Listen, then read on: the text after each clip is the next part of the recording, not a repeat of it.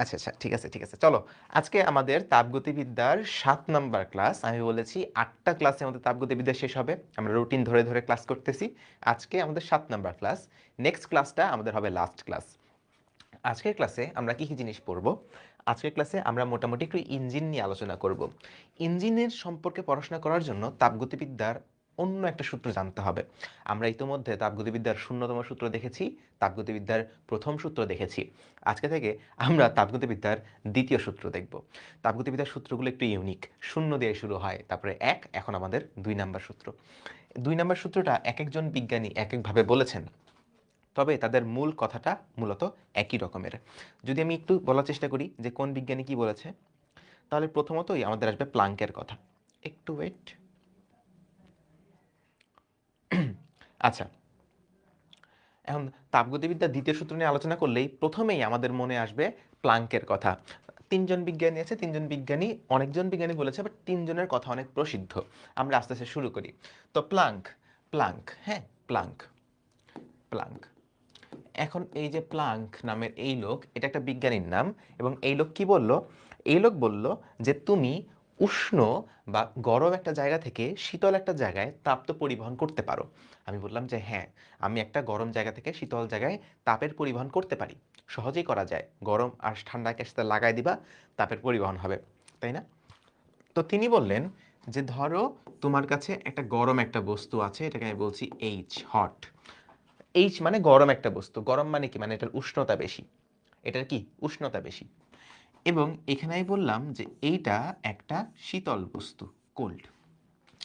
এখন আমি ধরো এদেরকে কোনোভাবে কানেক্ট করে দিলাম। এদেরকে আমি যদি সংযোগ দিয়ে দিই তাহলে কি হবে? গরম জায়গা থেকে শীতল জায়গায় তাপের পরিবহন হবে। গরম জায়গা থেকে শীতল জায়গায় তাপের পরিবহন হবে। এখন তাপের পরিবহনটা কিভাবে হয়? ধরো এখান থেকে সুন্দর মতো হিট যাবে, হিট এখানে চলে যাবে।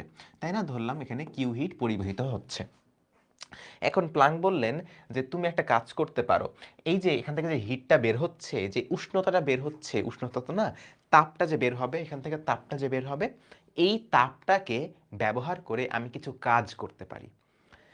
আমরা ইতোমধ্যে দেখেছি না যে আমরা যখন তাপ দেই সেই তাপ থেকে কাজ হতে পারে, অভ্যন্তরীণ শক্তির পরিবর্তন হতে পারে। যখন একটা গ্যাসকে আমরা আবদ্ধ করে তার মধ্যে তাপ দিই, হয় না এমনটা? হতে পারে। তার মানে তাপ শক্তিকে কাজে রূপান্তর করা যায়, তাই না? কিভাবে করা যায়? ওই যে গ্যাস নাও, গ্যাসকে একটা পিস্টনের মধ্যে রাখো, তারপরে তাপ দাও, তুমি দেখবে শক্তি পাচ্ছ। তার মানে কোনো একটা প্রক্রিয়ার মাধ্যমে বিভিন্নভাবে তাপ শক্তিকে কাজে কনভার্ট করা যায়। তো প্লাঙ্ক বললেন তুমি যখন গরম আর ঠান্ডা বস্তুকে রাখবা, এদের মধ্যে তাপের আদান প্রদান হতে যাবে। এই যে তাপটা যে বের হবে এখান থেকে, যে তাপটা বের হচ্ছে, এই তাপকে তুমি কাজে কনভার্ট করতে পারবা চাইলে। এখান থেকে ধরো কথার কথা Q1 তাপ বের হয়ে গেল, হ্যাঁ? একটু, এখান থেকে ধরো কথার কথা Q1 তাপ বের হচ্ছে। এই যেখানে Q1 তাপ বের হইল, যে এই তো আমি বের হয়ে গেছি, এখন আমি ঠান্ডা জায়গায় যাব, যাই সেটাকে গরম করব। তাপ বের হলো। এখন তুমি যদি চাও এই সম্পূর্ণ তাপটা যতটুকু বের হয়েছে এটাকে তুমি কাজে কনভার্ট করতে পারবে না। এই সম্পূর্ণ তাপটাকে কাজে কনভার্ট করতে পারবে না। আমার এটাকে একটু বড় করে দেখানো উচিত। দেখো এই সম্পূর্ণ, এই যে সিস্টেমের মধ্যে ঠান্ডা বস্তুর কারণে যেই তাপটা বের হচ্ছে, এই তাপটাকে আমি কাজে কনভার্ট করতে চাই, কিন্তু আমার সীমাবদ্ধতা হচ্ছে আমি সম্পূর্ণটাকেই কাজে কনভার্ট করতে পারবো না। এখান থেকে কিছু তাপ ফেরত যাবে, এখান থেকে, এখান থেকে কিছু তাপ এখানে ফেরত যাবে, Q2 তাপ এখানে ফেরত যাবে। কিন্তু যতটুকু তাপ বের হয়েছে ততটুকু তাপ ফেরত যাবে না। কিছু পরিমাণ শক্তি, কিছু পরিমাণ তাপ শক্তি আমি বের করে নেব, বের করে আমার সাধ্য হাসিল করব। অর্থাৎ আমি কিছু পরিমাণ শক্তি দিয়ে ডাব্লু বা কাজ করব, কিছু পরিমাণ শক্তি দিয়ে ডাব্লু বা কাজ করব। তাহলে কি হলো? আমার মূল কথাটা কি বলল? প্ল্যাঙ্ক বলল তুমি তাপ বের করতে পারবা। একটা ঠান্ডা একটা গরম বস্তুকে যদি আমি কোনোভাবে কানেক্ট করি, তাহলে এখান থেকে তাপ বের হয়ে এখানে যাইতে চাবে। এই যে তাপ শক্তিটা বের হচ্ছে, এই তাপ শক্তিকে অনেকভাবে কাজে কনভার্ট করা যায়, আমরা দেখব। যেমন ইতিমধ্যে আমরা দেখেছি যে একটা পিস্টনের মধ্যে যখন তাপ দেই তখন সেখান থেকে কাজ পাওয়া যায়। তো এটাকে আমি কাজে কনভার্ট করতে পারবো, কিন্তু সম্পূর্ণটাকে পারবো না। এখানে একটু তাপ দিয়ে দিতে হবে। আমি যখন পড়াশোনা করতাম আমার জিনিসটা এরকম মনে হতো, একটা গল্পের মতো মনে হতো যে হ্যাঁ, আমি ওকে বলছি দেখো আমি এখানে ঠান্ডা একটা বস্তু আছি, আমাকে কিছু তাপ দাও। সে বলবে ঠিক আছে আমি তোমাকে একটু তাপ দিচ্ছি। তুমি টাকার হিসাবে কল্পনা করতে পারো। এ বলল আমি অনেক গরিব, সে বলল আমি অনেক বড় লোক, সে বলল আমাকে কিছু সাহায্য করো, আমার অনেক টাকার প্রয়োজন। সে তারপরে টাকাটা দিবে। এখন কোনো একটা মাধ্যমে তো টাকাটা দিবে। সে ধরো কোনো একটা এজেন্সির মাধ্যমে তাকে 10,000 টাকা পাঠাইলো যে ও অনেক গরিব, ওকে 10,000 টাকা দাও। এখন আমি তো বাঙালি, আমার তো মানে মনের মধ্যে অনেক লোভ লালসা, আমি তো অনেক খারাপ একজন মানুষ। তো আমি কি করব, এই টাকাটা মেরে দিতে চাইবো। এখন যদি 10,000 টাকা সব টাকাই আমি মেরে দিই, তাহলে তো এ বলবে ভাই টাকা তো আসার কথা ছিল, টাকা কোথায়? সমস্যা না? এই জন্য আমি কি করি, 10,000 টাকা থেকে ধরো 5,000 টাকা আমি মেরে দিলাম, কাজ করে ফেললাম। আর বাকি যে 5,000 টাকা থাকলো, সেই টাকাটা আমি একে দিয়ে দিলাম।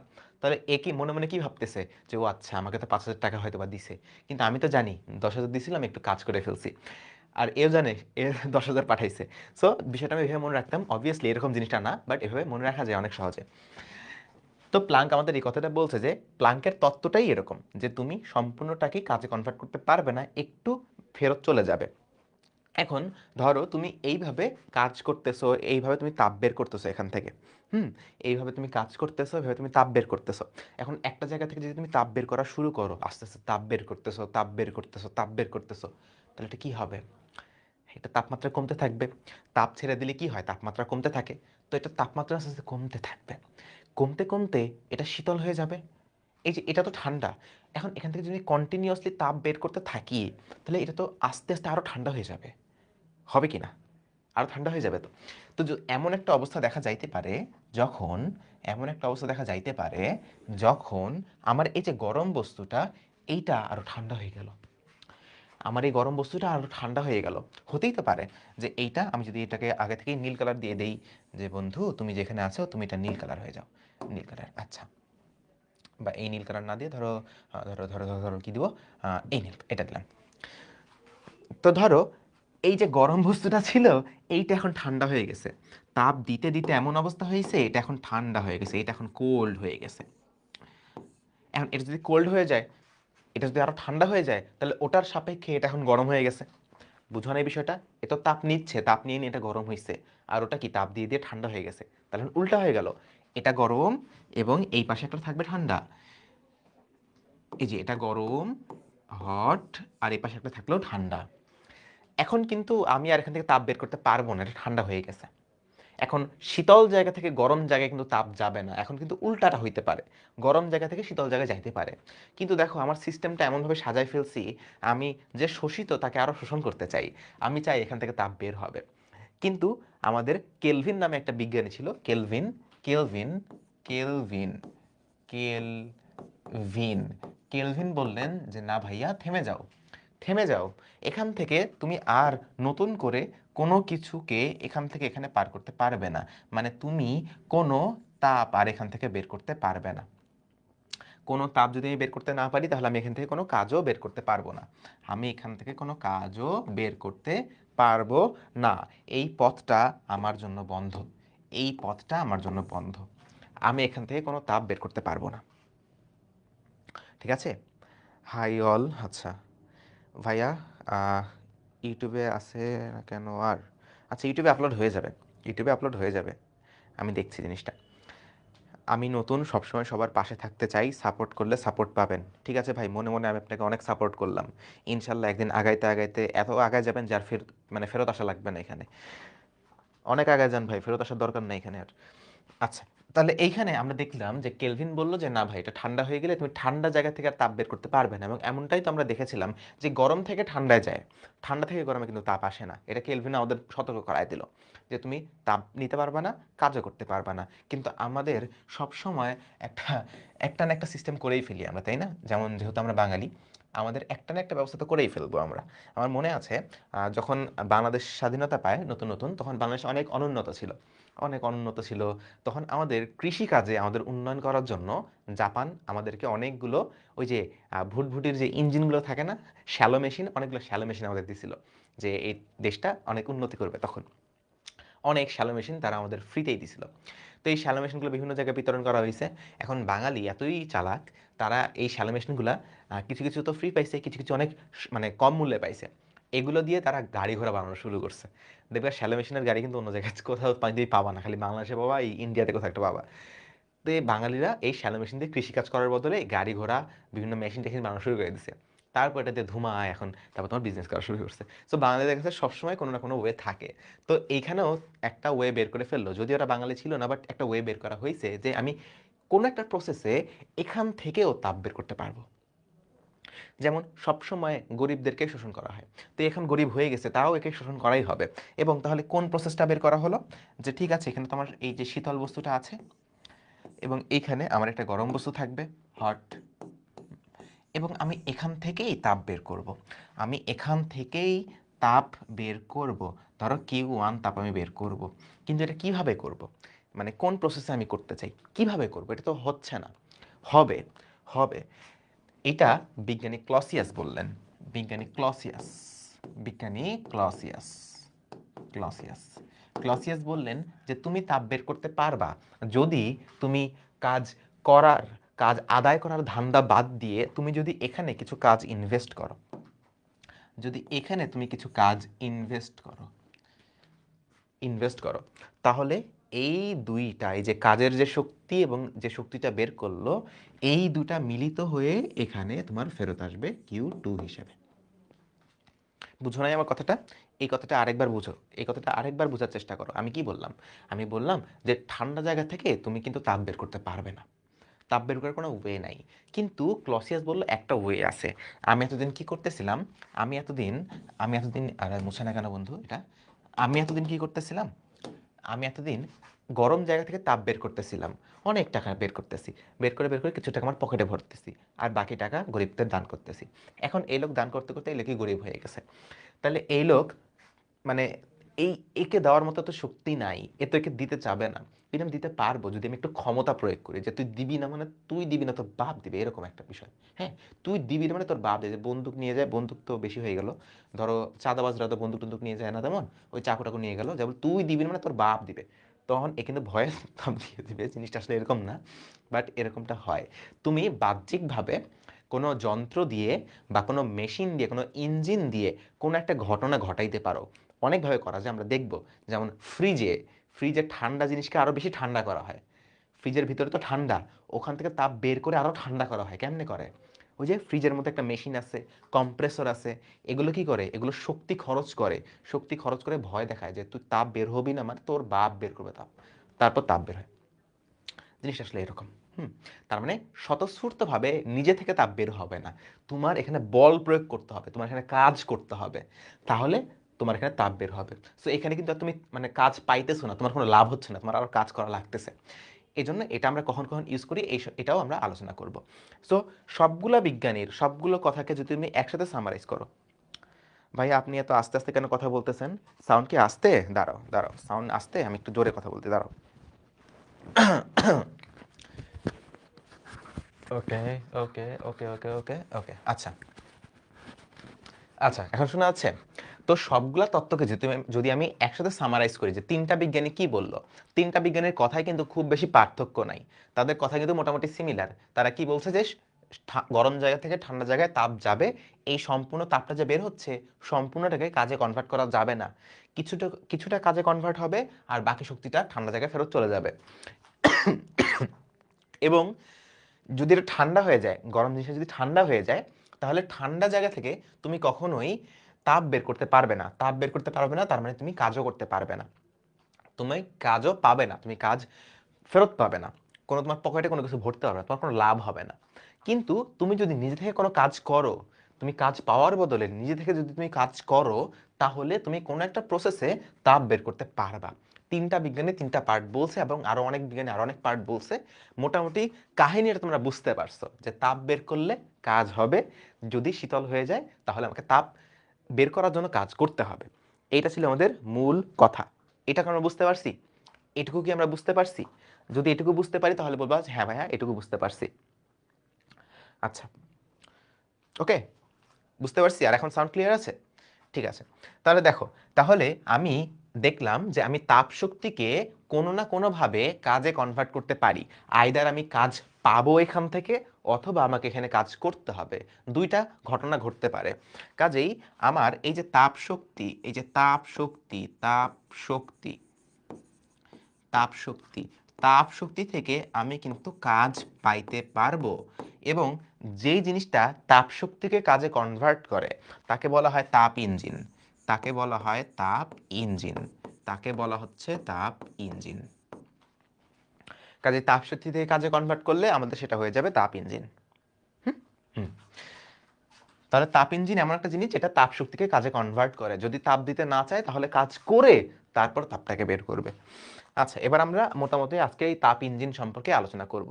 এই ছিল আমাদের তাপগতিবিদ্যার দ্বিতীয় সূত্রের একটা বিস্তারিত একটা ধারণা। হ্যাঁ, সবগুলা মোটামুটি একই একই জিনিস পোষণ করে, একই জিনিস বোঝানোর চেষ্টা করে, বাট আমরা একটু একটু অন্যভাবে সবগুলা ডিসক্রাইব করার চেষ্টা করলাম। আশা করি আমরা বুঝতে পারছি। এখন তাহলে তাপ ইঞ্জিনের কাজ কি? তাপ ইঞ্জিন যেটা তাপীয় ইঞ্জিন বা তাপ ইঞ্জিন, এটার কাজ কি? এটার কাজ হচ্ছে কোনো একটা গরম জায়গা থেকে, কোনো একটা গরম জায়গা থেকে সে কি করবে? সে তাপ বের করবে। কি পরিমাণ তাপ বের করবে? Q1 পরিমাণ তাপ বের করবে এবং এখান থেকে একটু পরিমাণ সে নিজে কাজ অর্জন করবে, নিজের পকেটে একটা কাজ ঢুকাবে এবং বাকি যেটুকু শক্তি থাকবে Q2 শক্তি, সেই Q2 শক্তি একটা শীতল জায়গায় বা একটা কোল্ড জায়গায় সে দান করে দিবে। এটা হলো আমাদের হট, এটা হলো আমাদের হট, এটা হলো আমাদের কোল্ড, এটা হলো আমাদের কোল্ড। এটা আমরা কিভাবে বুঝি হট অ্যান্ড কোল্ড? তাপমাত্রার উপর, যার তাপমাত্রা বেশি সেটা হট, সেটা তাপ দিবে, আর যার তাপমাত্রা কম সেটা কোল্ড, সেটা তাপ নিবে। ওয়ালাইকুম আসসালাম। আচ্ছা, কোল্ড। এখন তাপ ইঞ্জিন, এখানে তো এটা আপনা আপনি হবে না, এটা তো আপনা আপনি হবে না, এখানে কোনো একটা ঘটনা ঘটবে, কেউ একটা কাজ করবে, এখানে তখন তাপ ইঞ্জিন কাজ করবে। এইখানে এই পার্টে কে কাজ করবে? এই পার্টে কাজ করবে তাপীয় ইঞ্জিন, তাপীয় ইঞ্জিন। তাহলে তাপীয় ইঞ্জিনের কার মানে কাজ কোনটা? সে তাপ পাইতেছে, এই তাপটাকে সে কত বেশি কাজ করতে পারতেছে তার উপর নির্ভর করবে ইঞ্জিনটা কত বেশি ভালো। তাকে তো আমি একটা তাপ দিচ্ছি, Q1 তাপ। এই যে তাপ দিচ্ছি, আমি জানি যে সব সম্পূর্ণ শক্তিকে কাজে কনভার্ট করা যায় না, আমি জানি যে যতটুকু পাইছে পুরাটাই সে পকেটের মধ্যে মারা দিতে পারবে না, আমি জানি। কিন্তু সে সবচেয়ে বেশি কতটুকু মারতে পারবে, সবচেয়ে বেশি কতটুকু কাজে কনভার্ট করতে পারবে, তার উপর নির্ভর করবে সে কত বড় চোর, মানে সরি, সে কত বড় তাপীয় ইঞ্জিন, কত ভালো তাপীয় ইঞ্জিন। তাহলে ধরো আমি এটার দক্ষতা, মানে এটা কত দক্ষ, এটার দক্ষতা, দক্ষতা এটাকে যে তোমার এই যে এই চিহ্ন দিয়ে প্রকাশ করে, এটা কিন্তু এন না। হ্যাঁ, এটা নামে ভুলে গেছি, এর নাম সম্ভবত ইটা কি মিউ, আমি ভুলে গেছি। এন না কিন্তু, এরকম দেখতে একটা গ্রিক বর্ণ এটা, এটাকে বলা হয় দক্ষতা। তো এই দক্ষতা কি হবে? দক্ষতা হবে কতটুকু তাপ দিয়েছি আর কতটুকু কাজ পাইছি, এই দুইটার উপর ডিপেন্ড করবে তার দক্ষতা কত। সো আমরা এটাকে লিখি ডাব্লু ডিভাইডেড বাই Q1, মানে কতটুকু কাজ পাইলাম ডিভাইডেড বাই কতটুকু তাপ দিয়েছিলাম তাকে। হ্যাঁ, আমি তাকে 100 টাকা দিয়েছিলাম। ধরো আমি বললাম, দেখো বন্ধু, ওই যে বড় লোক তো আমাকে 100 টাকা দিছে, তুমি 100 টাকা থেকে সর্বোচ্চ যত পারো টাকা মারে দেবা। সে 100 টাকা নিল, 100 টাকার মধ্যে সে 80 টাকা গায়েব করে দিছে আর 20 টাকা গরিবকে দিছে।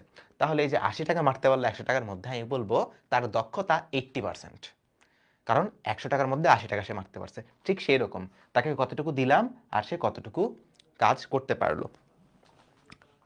ঠিক আছে? আপনার নাম কি? আমার নাম আলাউদ্দিন খান। আচ্ছা, ঠিক আছে। তাহলে এইভাবে আমি দক্ষতা হিসাব করতে পারি। এখন এটার দক্ষতা তুমি দেখো, কথার কথা আমি বললাম, কথার কথা আমি বললাম, এটা যদি তুমি হিসাব করো একটা অনুপাত আসবে। যেমন ধরো তোমাকে দিয়েছিলাম 100 জুল, তুমি সেখান থেকে কাজ করতে পারছো 80 জুল, তাহলে এটা কত আসে? 0.8 আসে। এটা হলো দক্ষতা। এবং অনেক সময় অনেক বইয়ে এটাকে তোমার শতকরা দিয়ে প্রকাশ করা থাকে, 100% দিয়ে প্রকাশ করা থাকে অনেক প্রশ্নে, অনেক জায়গায়, তখন এটা হয়ে যায় 80%। তো তোমাকে এটা বুঝতে হবে যে 80% এবং 0.8 এই দুটো আসলে একই জিনিস। 0.8কে শতকরায় প্রকাশ করলে ওটা হয়ে যায় 80%, আর কিছুই না। তাহলে আমরা এইটা বুঝতে পারলাম যে আমরা দক্ষতা কিভাবে হিসাব করি। তোমার কাছে প্রশ্ন যে এই যে ডাব্লুকে আমি Q1 আর Q2 দিয়ে কিভাবে লিখতে পারি? এই যে ডাব্লুটা আসে এখানে, এই ডাব্লুকে আমি Q1 Q2 দিয়ে কিভাবে লিখতে পারি? দেখো, ডাব্লু কি জিনিস? ডাব্লু হচ্ছে আমি কতটুকু তাপ পেয়েছি, আমি কতটুকু তাপ পেয়েছি আর কতটুকু তাপ দিয়ে দিছি তার পার্থক্য, এমনটাই না? আমি 100 টাকা পাইলাম, আমি 20 টাকা দিলাম, তাহলে মাঝখানে যে পার্থক্য 80 টাকা, এই 80 টাকা কি হয়েছে? কাজ হয়েছে। তাহলে কাজ কি হবে? কাজ হবে আমি কত টাকা গ্রহণ করছিলাম আর আমি কত টাকা দিলাম, মাঝখানে যে পার্থক্য, সেই পার্থক্যটা দিয়ে আমি কাজ করছি বা পার্থক্যটা আমি নিজের কাছে হজম করছি।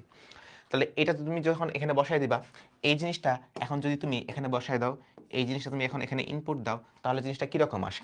তাহলে আমার দক্ষতা কত আসবে বলো, তাহলে দক্ষতা কত আসবে?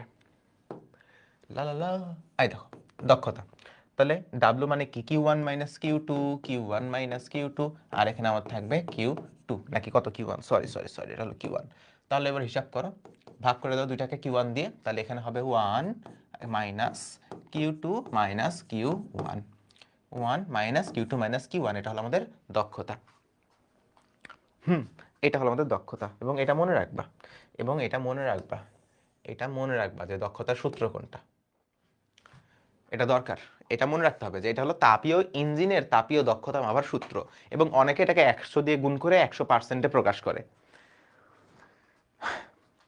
আচ্ছা, আমি আরেকবার বুঝাবো, আরেকবার বুঝাই। তাহলে আমি একটা গরম জায়গা থেকে, একটা উষ্ণ জায়গা থেকে আমি তাপ বের করলাম, কিউ ওয়ান তাপ বের করলাম। এই কিউ ওয়ান তাপের মধ্যে আমি একটু কাজ করলাম, আর বাকি যে শক্তিটা থাকলো সেই শক্তিটা আমি দান করে দিলাম করলে।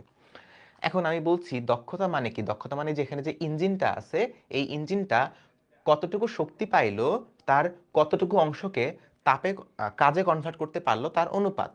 আমি তোমাকে 100 টাকা দিলাম, তুমি 100 টাকা দিয়ে 80 টাকার কাজ করতে পারলা, তাহলে তোমার দক্ষতা হলো 80% বা 0.8। আমি সেটাই বললাম যে কতটুকু কাজ করছো আর কত টাকা তুমি পাইছিলে, মানে কতটুকু কত তাপ তুমি পাইছিলে, এদের অনুপাতটাই হচ্ছে আমাদের দক্ষতা। তাহলে W divide by Q one, কি কতটুকু তাপ পাইছো আর কতটুকু কাজ করছো, এটার যে অনুপাত, এটা হচ্ছে আমাদের দক্ষতা। আমি বললাম যে ডাব্লু কে কিভাবে লেখা যায়, ডাব্লু মানে কি, ডাব্লু হচ্ছে কতটুকু টাকা পাইছো বা কতটুকু তাপ পাইছো আর কতটুকু তাপ দিয়ে দিছো, এটার যে পার্থক্য, সেই পার্থক্যটাই তো কৃত কাজ। তো ডাব্লু সমান সমান Q one minus Q two লেখা যায়, বা দুইটা তাপের পার্থক্য। এই যে গরমিলটা হয়েছে, গরমিলটা কেন হয়েছে, কারণ এখানে সে কিছু টাকা মেরে দিছে।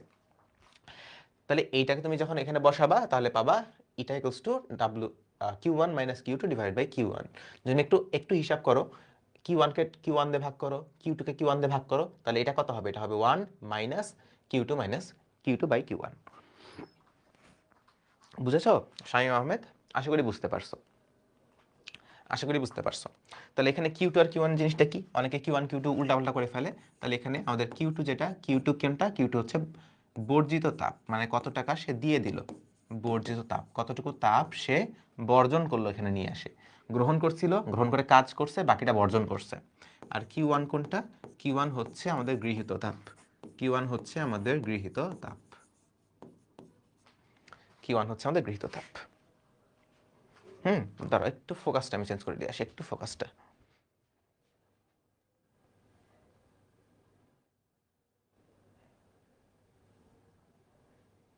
ওকে,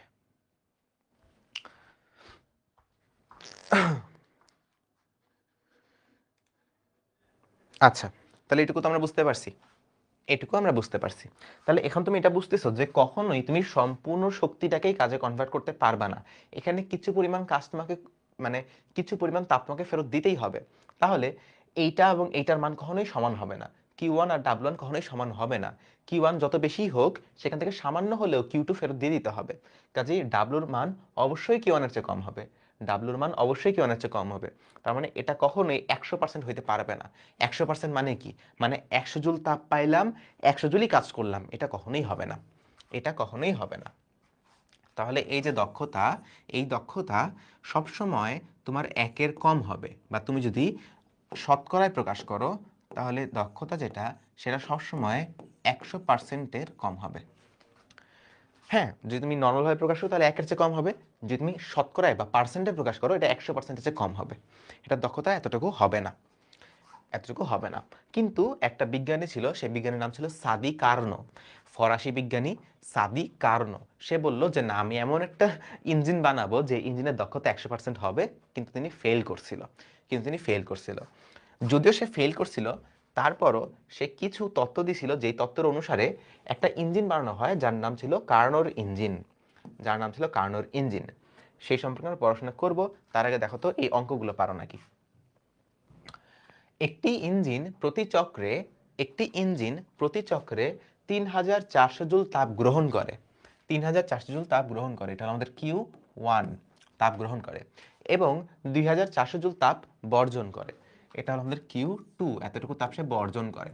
তাহলে পার্থক্যটা কি হবে, পার্থক্যটা অবশ্যই কাজ হবে, এতটুকু নিছে এতটুকু দিছে, বাকিটা কি করছে, বাকিটা কাজ করছে। ইঞ্জিনটি দ্বারা সম্পাদিত কাজের পরিমাণ ও ইঞ্জিনের দক্ষতা নির্ণয় করো।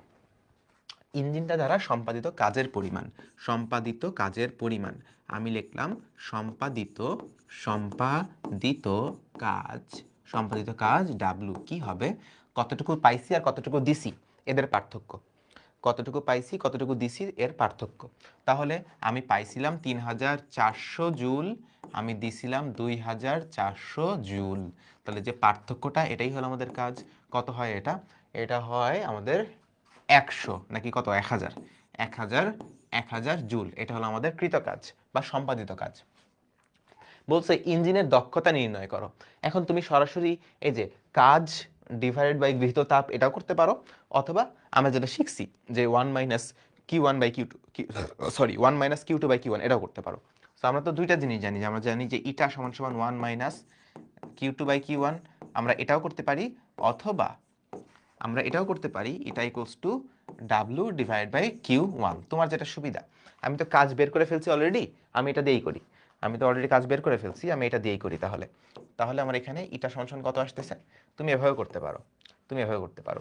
ইটা সমান সমান কত আসবে, 1000 জুল কাজ আমি করতে পারছি, আর নিছিলাম আমি 3400 জুল। তাহলে এটার অনুপাত কত আসতেছে, এটার অনুপাত আসবে 1/3.4, বা হিসাব করলে কত আসে এটা,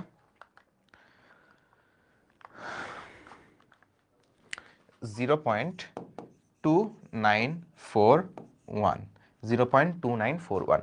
বা যদি আমি এটাকে শতকরায় প্রকাশ করি, এটাকে শতকরায় প্রকাশ করলে কত আসবে, শতকরায় প্রকাশ করলে, সুতরাং শতকরায় প্রকাশ করো, তাহলে এটা কত আসবে, 29.41%। শতকরা মানে তো আর কিছুই না, 100 দ্বিগুণ, এত পার্সেন্ট। আচ্ছা, এত পার্সেন্ট।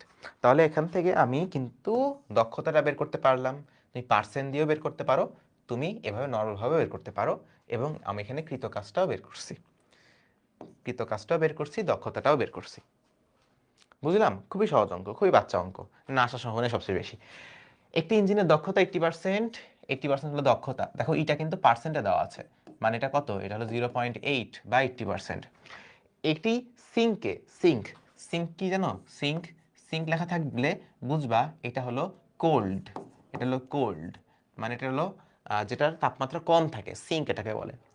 সিঙ্কে 400 জুল তাপ বর্জন করলে উচ্চ তাপ, উচ্চ তাপমাত্রার তাপাধার থেকে, উচ্চ তাপমাত্রার তাপাধার মানে গরম বস্তু থেকে কি পরিমাণ তাপ গ্রহণ করবে। তোমাকে বলছে এই যে বর্জিত তাপ, বলছে বর্জিত তাপ মানে এটা কি, Q2, Q2 বলছে, তোমাকে দক্ষতা বলছে, তোমাকে এবার বলবে Q1টা কত, কি পরিমাণ তাপ গ্রহণ, মানে তোমাকে Q1 বের করতে হবে। এখন দেখো আমি কিন্তু এটা জানি, দক্ষতা জানি, দক্ষতা, দক্ষতা সমান কত, 1 মাইনাস Q2 বাই Q1, আমাকে Q1 বের করতে হবে। একটু বসা সবগুলো, 0.8 ইকুয়ালস টু 1 মাইনাস Q2 কত, 400, 400 ডিভাইড বাই Q1। এই যে হয়ে গেছে, হয়ে গেছে, দেখছো, মুচ, এটা হয়ে গেছে। তাহলে দেখো তুমি এবার হিসাব করো কত আসে এটা, এই কত আসে, ওকে সো 0, সেটা 1 minus 0.8 equals to 400 by Q1, 0.2 equals to 400 by Q1, বা বলতে পারো Q1 equals to 400 divide by 0.2। আচ্ছা তাহলে এটা কত হবে, সম্ভবত 2000 না, সম্ভবত 2000 হয়, তাই না? এটা তো আমরা এমনি করতে পারি, এটা তো আমরা এমনি করতে পারি, উপরে 10 দিয়ে গুণ করো, উপরে 10 দিয়ে গুণ করলে হয় 4000, নিচে 10 দিয়ে গুণ করলে হয় 2, তাহলে হিসাব করলে কত আসবে, আসবে 2000, 2000 জুল, 2000 জুল। তাহলে সে 400 জুল তাপ বর্জন করে এবং 2000 জুল সে তাপ গ্রহণ করছিল, যার কারণে তার দক্ষতা হয় 80%, দক্ষতা হয় 80%। তোর এখানে প্রশ্ন করে নাই, এখানে প্রশ্ন করে নাই, কিন্তু তোমাকে প্রশ্ন করলো, তোমাকে প্রশ্ন করলো যে ডাব্লু সমান সমান কত, তাহলে এই পার্টটা তুমি কেমনে করতে, অনেক সহজ না, এটা অনেক সহজ না, অনেক সহজ।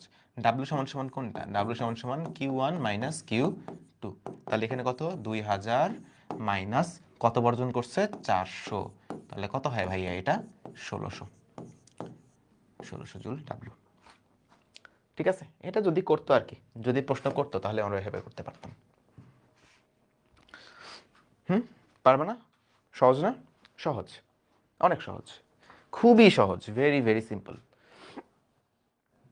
এখন সাদি কার্নো, সাদি কার্নো এই লোকটা কি করলো, এমন একটা ইঞ্জিন বানাতে চাচ্ছিল যেটা দক্ষতা হবে 100%। কিন্তু আসলে এরকমটা বানানো পসিবল হয় নাই, এমনটা বানানো পসিবল হয় নাই। কিন্তু সে কয়েকটা তত্ত্ব দিয়ে গেছিল, আসলে তত্ত্ব দেয়নি, বাট এই তত্ত্বগুলো ব্যবহার করছিল, যে তত্ত্ব ব্যবহার করে one of the most famous ইঞ্জিনের নকশা সে বানাই গেছিল। সেটা সম্পর্কে আমরা এখন একটু পড়বো। একটু পানি খেয়ে নিই, হ্যাঁ একটু পানি খেয়ে নিই।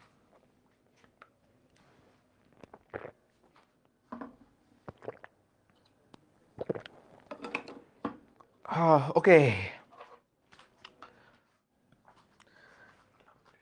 আচ্ছা দেখো, সাদি কার্নো কিছু তত্ত্ব ব্যবহার করে একটা ইঞ্জিন ডিজাইন করেছিল, যেই ইঞ্জিনের টার্গেট ছিল সে 100% এফিসিয়েন্সি বা 100% দক্ষতা নিয়ে কাজ করবে।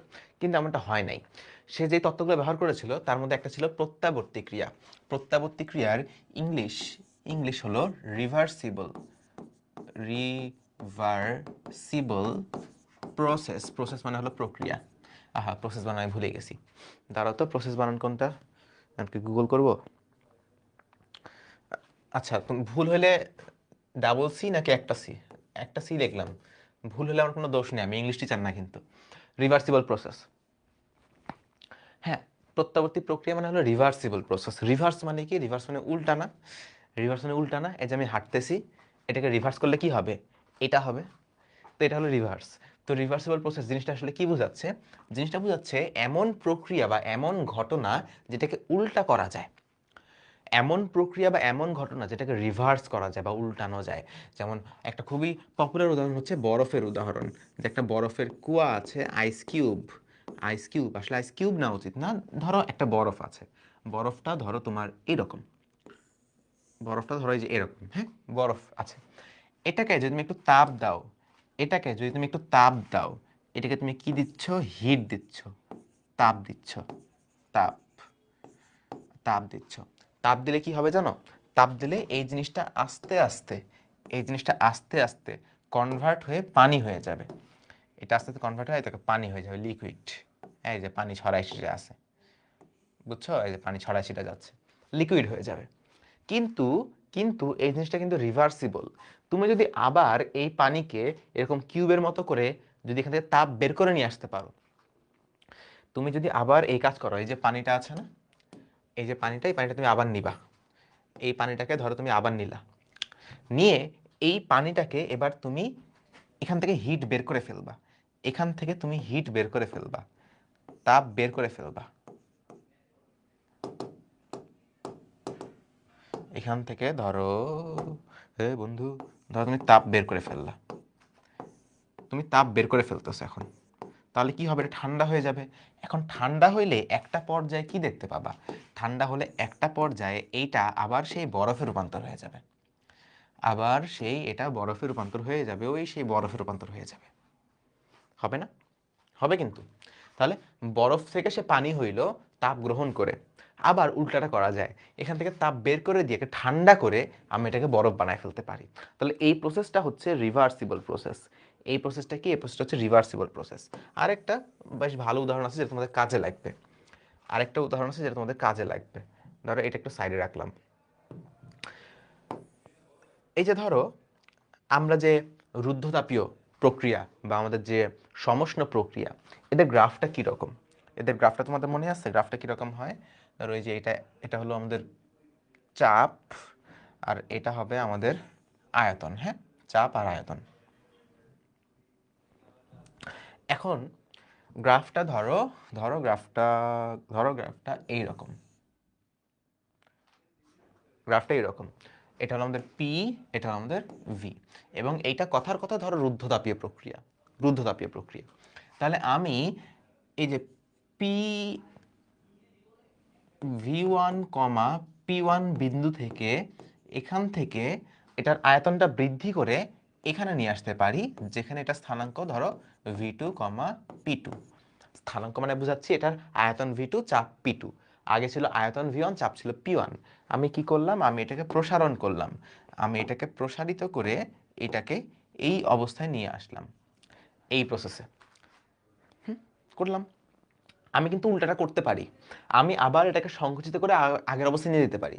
আমি কি করলাম, এটাকে প্রসারিত করলাম, এটার আয়তনটা বাড়লো, চাপটা কমলো। আবার আমি চাপ দিয়ে এটার আয়তনটা কমাইতে পারি, আয়তনটা কমাইতে পারি, চাপটা বাড়াইতে পারি। তাহলে আমি এদিকেও আসতে পারি, আবার এদিক দিয়েও যাইতে পারি। তাহলে এই যে প্রসেসটা, এই প্রসেসটা একটা রিভার্সিবল প্রসেস, আমি নিয়ে আসতে পারি আবার নিয়েও যেতে পারি এটাকে। একইভাবে তুমি সমষ্ণর কথাও চিন্তা করতে পারো। সমষ্ণর ক্ষেত্রেও তুমি আয়তনটা বাড়াইলা, চাপ কমে গেল, আয়তন বেড়ে গেল, চাপ কমে গেল। আবার তুমি চাপ দিলা, চাপ দিয়ে আয়তনটা কমাইলা, চাপ বাড়াই দিলা। হতেই পারে কিন্তু। সো এই প্রসেসটা আমরা যে গ্যাস সম্পর্কে যেগুলো পড়েছিলাম সেটা ছিল রিভার্সিবল প্রসেস, সেটা ছিল রিভার্সিবল প্রসেস, রিভার্সিবল প্রসেস। ঠিক আছে, তো আমরা বুঝতে পারছি প্রত্যাবর্তী ক্রিয়া কি জিনিস। অপ্রত্যাবর্তী ক্রিয়া এটা হলো ইররিভার্সিবল প্রসেস, সেম জিনিস উল্টা, সেম জিনিস উল্টা। আমরা পড়ছি রিভার্সিবল, এটা হলো ইররিভার্সিবল, যেটা উল্টা দিকে নেওয়া যায় না। যেমন খুবই পপুলার একটা উদাহরণ দাও, ধরো তুমি কোনো একদিন সকালবেলা ঘুম থেকে উঠলা, সকালবেলা ঘুম থেকে উঠলা, সকালবেলা ঘুম থেকে উঠে তুমি জানলার দিকে তাকায় দেখলা যে তুমি আমার মতো হয়ে গেছো, আমার মতো দেখতে কালো হয়ে গেছো, তুমি একটা নিগা হয়ে গেছো। তো তোমার মনে কি হবে যে আরে সর্বনাশ, আমি এরকম কেন? তারপর তুমি একটা হাতুড়ি নিলা, হাতুড়ি নিয়ে এই গ্লাসটাকে ভেঙে দিলা। ধরো আমি এখন গ্লাসটাকে ভেঙে দিব, ঠিক আছে? ধরো এই যে বন্ধু, এই যে এইটা কি হলো, কি হলো, কি হলো, কি হলো, কি হলো, কি হলো, কি হলো, আচ্ছা লক, এই দেখো, এই যে এইটাকে আমি দেখো কপি করলাম, এখানে নিয়ে আসলাম। সো তুমি জানালার দিকে তাকানোর পর তোমার মনে অনেক কষ্ট হয়েছে, অনেক রাগ হয়েছে যে আমি এত বাদ দিয়ে পার হয়েছে মতো কেন দেখতে হইলাম। তো তুমি এটাকে ভেঙে ফেললে, যে এই দেখো একদম ভেঙে চুরে ছারখার হয়ে গেছে, এটা একদম ভঙ্গুর হৃদয়, এটা ঠিক আছে, ভেঙে চলে গেছে। এখন কিন্তু তুমি আর চাইলে এই সব কিছুকে ধরে ধরে জোড়া দিতে পারবা না। পারবা কি না, পারবা না, একদম আগের মতো কিন্তু হবে না। সো এটা কিন্তু একটা ইররিভার্সিবল প্রসেস। তুমি এখান থেকে এখানে আসতে পারবা, কিন্তু এখান থেকে এইখানে যাওয়ার জন্য তোমার কাছে কোনো পথ নাই, তোমার কাছে কোনো পথ নাই। অন্যভাবে নিতে হবে, যে তোমাকে এই সবগুলা কালেক্ট করতে হবে, যে আবার গলাইতে হবে, যে গ্লাস বানাইতে হবে, অনেক প্রসেস আছে, বাট সেম অ্যাপ্রোচে কিন্তু হবে না। ভাঙলা, আবার তুমি একইভাবে কিন্তু এমন কিছু করতে পারো না, ছু মন্তর ছু আবার আগের মতো হয়ে গেলো, এটা কিন্তু পসিবল না। হ্যাঁ, এটা কিন্তু এত ইজিলি পসিবল না। সো এটা হচ্ছে একটা অপ্রত্যাবর্তী ক্রিয়া। আরেকটা উদাহরণ দিই, ধরো আমি জিনিসটা দেখলাম, আমি দেখলাম যে আরে কি হয়েছে, আমার তো দেখতেছি যে কি হয়েছে, গ্লাস কেন ভাঙা লাগবে। আমি তোমাকে একটা চিঠি দিলাম, আমি তোমাকে একটা চিঠি দিছি, একটা চিঠি, চিঠিতে বলছি যে এমনটা হয়, এটা আসলে কোনো ব্যাপার না, মানুষের চেহারা কোনো বিষয় না, মানুষের মনের জিনিসটাই, মনের সৌন্দর্যটাই আসল সৌন্দর্য। তো তুমি তো এত কিছু শুনবা না, তুমি তো বলদ, তুমি জিনিসটা দেখলা, দেখে বললা আরে এগুলো কি লেখছে, তারপর তুমি নিচে একটা আগুন নিয়ে আসলা, আগুন নিয়ে আসলা, আগুন নিয়ে আসে এটাকে পুড়ায় দিলা। এই দেখো আগুন নিয়ে আসে এটাকে তুমি পুড়ায় দিলা, এন্ড পুড়ায় দেওয়ার পর এটা তো ছাই হয়ে গেল। এই ছাইটাকে তুমি তো আবার এই কাগজে কনভার্ট করতে পারবা না। সো কিছু কিছু জিনিস আছে যেগুলাকে একটা প্রসেস থেকে একটা প্রসেসে চলে গেলে আগের মতো নিয়ে যাওয়া যায় না, আগের মতো নিয়ে যাওয়া যায় না। এই জিনিসগুলোকে আমরা বলি অপ্রত্যাবর্তী ক্রিয়া। অপ্রত্যাবর্তী ক্রিয়া একবার ঘটে গেলে আগের মতো অবস্থায় আর ফেরত নিয়ে যাওয়া পসিবল না, আগের মতো অবস্থায় ফেরত নিয়ে যাওয়া পসিবল না। এটাকে আমরা বলি কি, অপ্রত্যাবর্তী ক্রিয়া। এই দুটা ধারণাকে ইউজ করে কার্নো, কার্নো তার প্রত্যাবর্তী ইঞ্জিনের ধারণাটা দিল। কার্নোর প্রত্যাবর্তী ইঞ্জিনের মূল লক্ষ্যটা কি ছিল? সে চেয়েছিল এমন ইঞ্জিন বানাবে যার দক্ষতা হবে 100%, এমন ইঞ্জিন বানাবে যার দক্ষতা হবে 100%, কিন্তু সে ফেইল করছে, এমনটা হয় নাই। তারপর সে ভাবলো যে ঠিক আছে, আমি যখন পারতেছি না, আমি এমন একটা ইঞ্জিন বানাই যে ইঞ্জিনটার মধ্যে কোনো ত্রুটি থাকবে না, একদম প্রত্যাবর্তী ক্রিয়ার মাধ্যমে হবে, প্রত্যাবর্তী ক্রিয়ার মাধ্যমে হবে। পরে সে একটা প্রত্যাবর্তীয় ইঞ্জিন বানালো। আমরা অনেক সময় ভুল জিনিস জানি, আমাদের বইয়ে অনেক সময় লেখা থাকে, আমরা বইটা পড়ি, বিভিন্ন বই একসময় ভুল লেখা ছিল, অনেক স্যার অনেক সময় পড়ায় যে কার্নো ইঞ্জিন কোনটা কোনটা, কার্নো ইঞ্জিন, এটা আসলে কার্নো ইঞ্জিন না, কার্নো প্রত্যাবর্তী ইঞ্জিন, এটা কোনটা, এটা হলো এমন ইঞ্জিন যার দক্ষতা 100%, কিন্তু সে চেয়েছিল 100% করতে, এটা হয় নাই। এমন ইঞ্জিন, আমি সংজ্ঞাটা লিখে দিই, আমি বলি দেখো, সাদি কারণ আমি লিখে রাখছি, আমি ভুলে যাই এই জন্য আমি সামনে লিখে রাখছি। সাদি কারণ পরিকল্পিত সকল দোষ ত্রুটি মুক্ত, সাদি কারণ পরিকল্পিত, আমি আমি লিখে দিই, এটা দেখে দেখে আমি লিখি। আমি এই সংজ্ঞাটা এখানে কাগজে লিখে রাখছি যেন আমি ভুলে না যাই, কারণ আমি সংজ্ঞাতে মনে রাখতে অনেক অপটু। দেখো, সাদি কার্নোর, সাদি কার্নোর পরিকল্পিত, মানে সাদি কার্নো পরিকল্পনা করেছিল, সাদি কার্নোর পরিকল্পিত সকল সম্ভাব্য দোষ ত্রুটি মুক্ত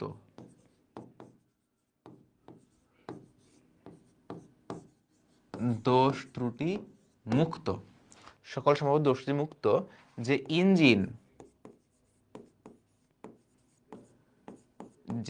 ইঞ্জিন তার আবর্তনের প্রতিটি পর্যায়ে পদার্থের প্রত্যাবর্তী আমার মতো লিখে হবে না, যে ইঞ্জিন আমার মতো লিখলাম, হ্যাঁ, তার আবর্তনের প্রত্যেক পর্যায়ে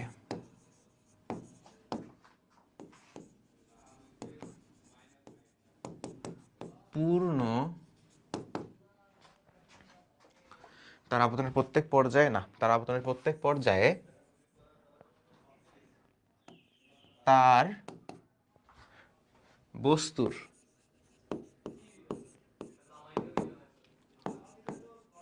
পূর্ণ প্রত্যাবর্তী, আমি বুঝাই দিব পুরাটাই, সমস্যা নেই, পূর্ণ প্রত্যাবর্তী প্রক্রিয়ায় বা প্রক্রিয়ার মাধ্যমে অনুষ্ঠিত হয়। আমি বুঝাই দিব, নো টেনশন, প্যারান হিলে নেকা। অনুষ্ঠিত হয় তাকে কার্নোর প্রত্যাবর্তী ইঞ্জিন বলে।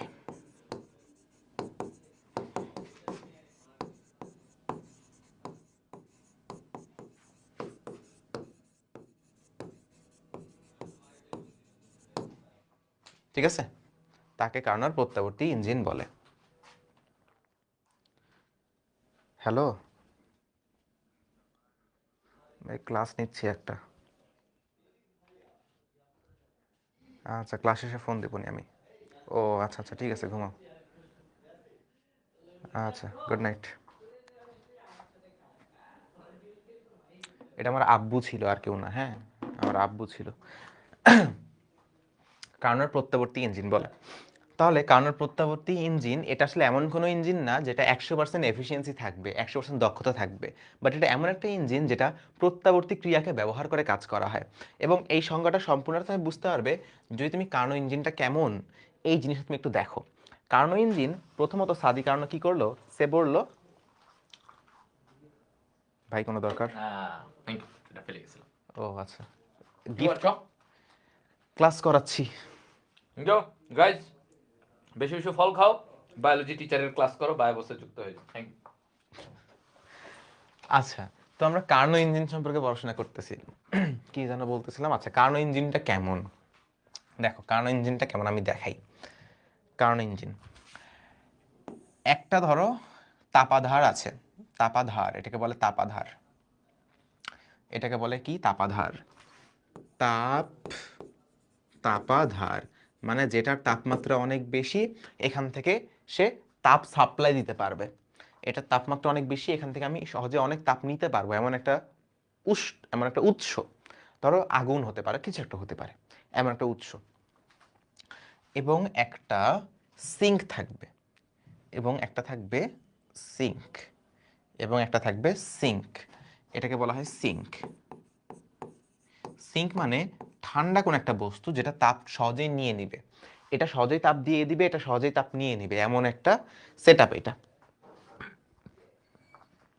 আচ্ছা, আর মাঝখানে থাকবে একটা অন্তরক বস্তু,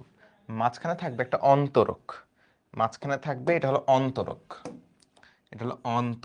অন্তরক মানে এখান থেকে তাপ কেউ দিবেও না, তাপ কেউ নিবেও না।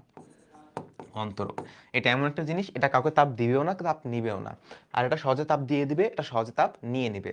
তার মানে এটার তাপমাত্রা অনেক বেশি হবে, এটার তাপমাত্রা অনেক কম হবে, বা অনেক কম না হলেও এটার বেশি হবে, এটার কম হবে। আর এটা তো এমন একটা জিনিস, তাপমাত্রা যাই হোক, এ কাউকে তাপ দিবেও না, তাপ নিবেও না, অ্যাডিয়াব্যাটিক।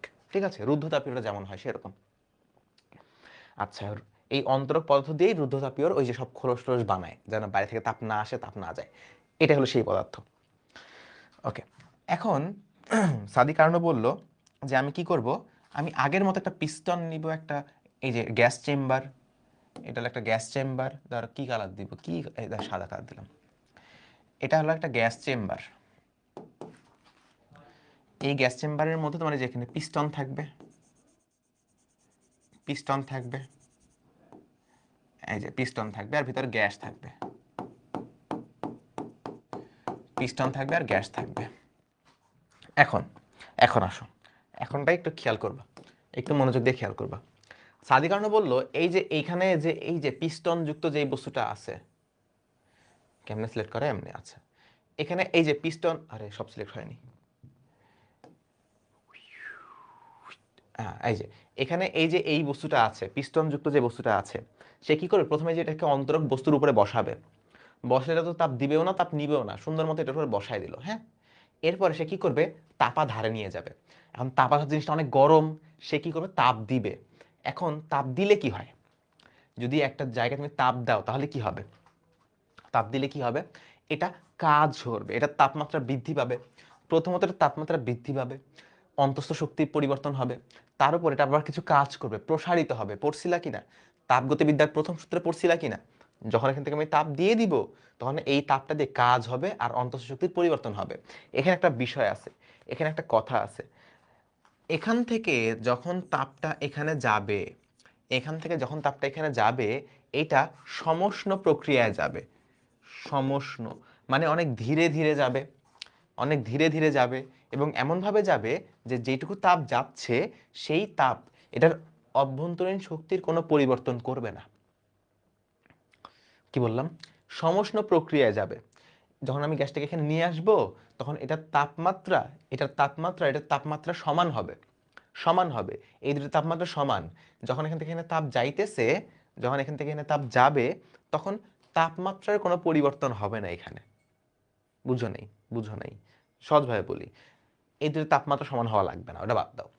এটাকে আমি এখানে নিয়ে আসলাম, এটা আস্তে আস্তে তাপ নিচ্ছে এখান থেকে, এবং এমনভাবে তাপ নিচ্ছে ওই তাপটা এটা তাপমাত্রার পরিবর্তন করতেছে না, সম্পূর্ণ তাপই কাজ করতেছে, সম্পূর্ণ তাপ দিয়ে এটা প্রসারিত হচ্ছে, তাপ পাচ্ছে, তাপ পেয়ে ভিতরে চাপ বাড়তেছে, তারপরে এটা প্রসারিত হচ্ছে, এমনটা।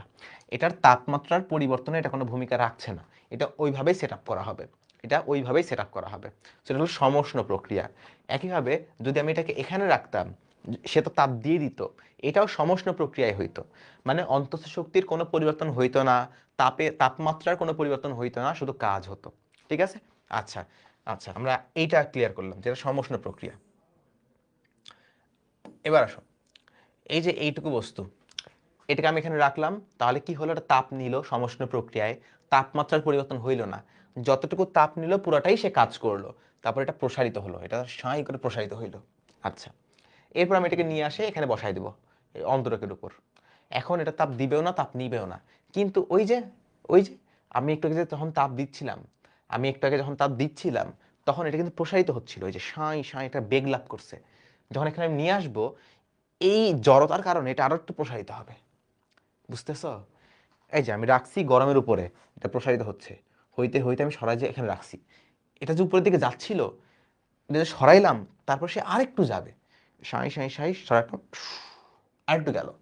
কিন্তু এখন যে আরেকটু প্রসারিত হবে, আরেকটু যে প্রসারিত হইল, এখান থেকে তো কোনো তাপ পাচ্ছে না, এখান থেকে কোনো তাপ পাচ্ছে না, তার মানে এখানে প্রসারিত হলো সমষ্ণ প্রক্রিয়ায়, এখানে নিয়ে আসলাম আরেকটু প্রসারিত হইল, কিন্তু কোনো তাপ পাইলো না, তাপের কোনো আদান প্রদান হইল না, তাহলে এটা হলো রুদ্ধতাপীয় প্রক্রিয়া। প্রথমে হইল প্রথমে হইল সমষ্ণ প্রসারণ, তারপরে হবে রুদ্ধতাপীয় প্রসারণ। এরপরে আমি এইটাকে আবার ধরবো, আবার ধরে কি করব, আবার নিয়ে আসবো এইখানে সিঙ্কের উপরে বা শীতল জায়গার উপরে।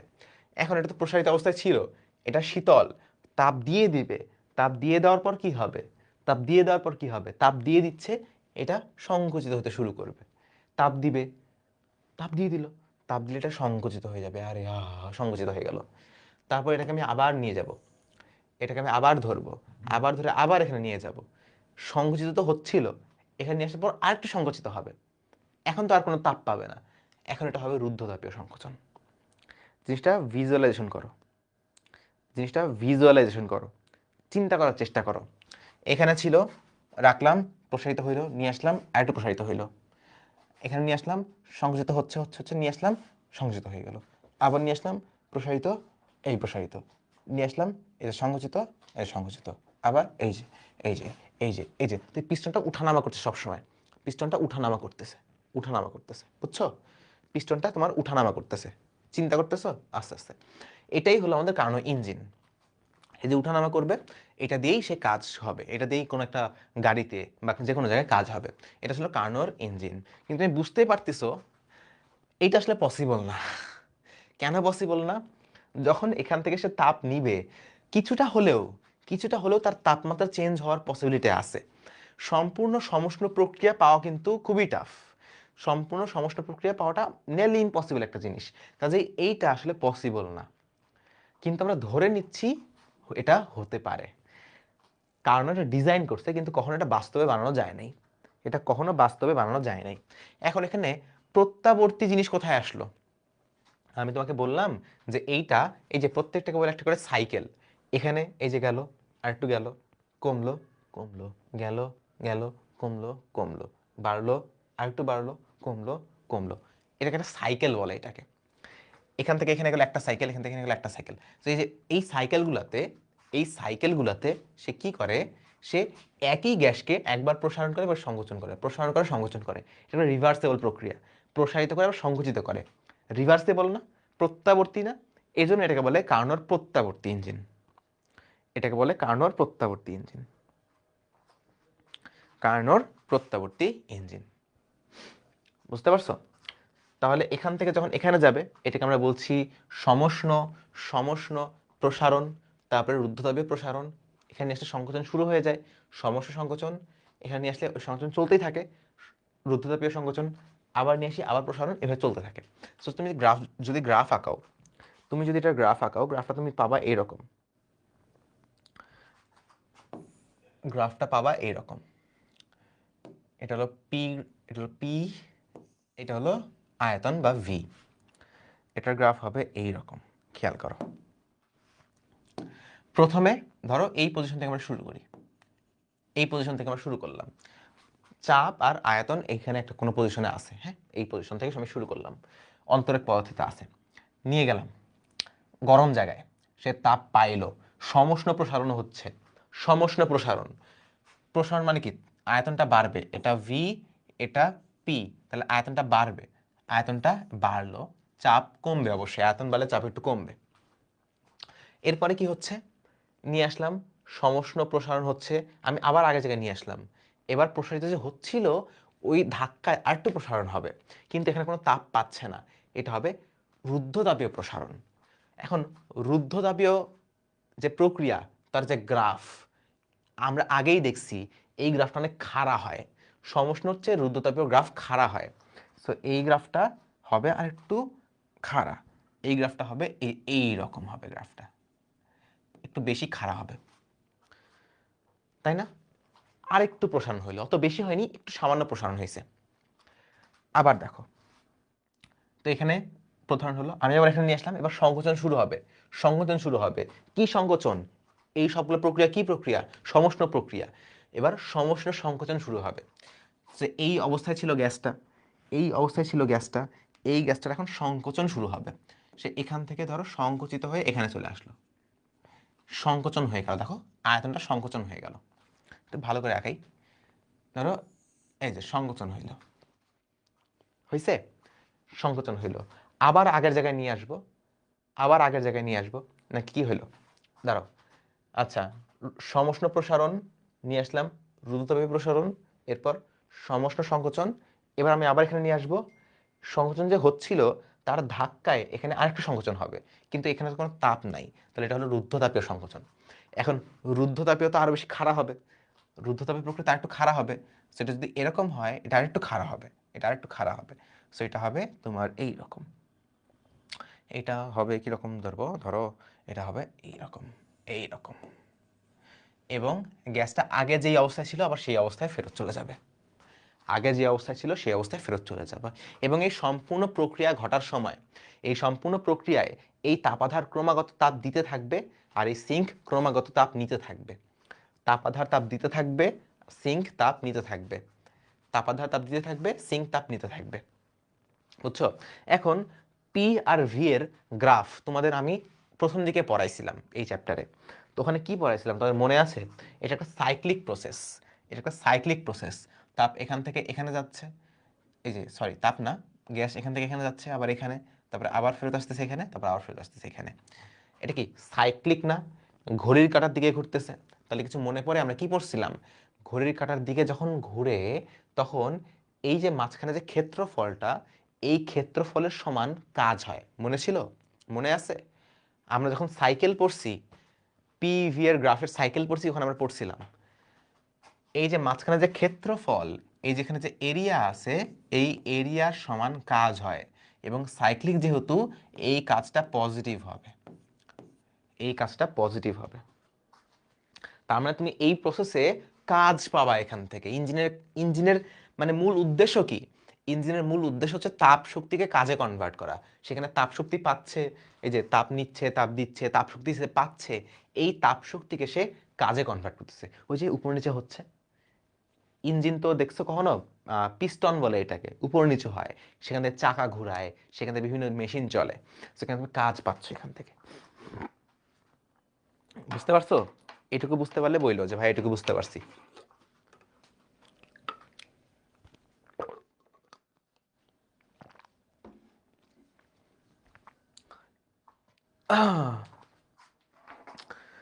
এটুকু বুঝতে পারলে বলিও যে ভাই বুঝতে পারছি এটুকু।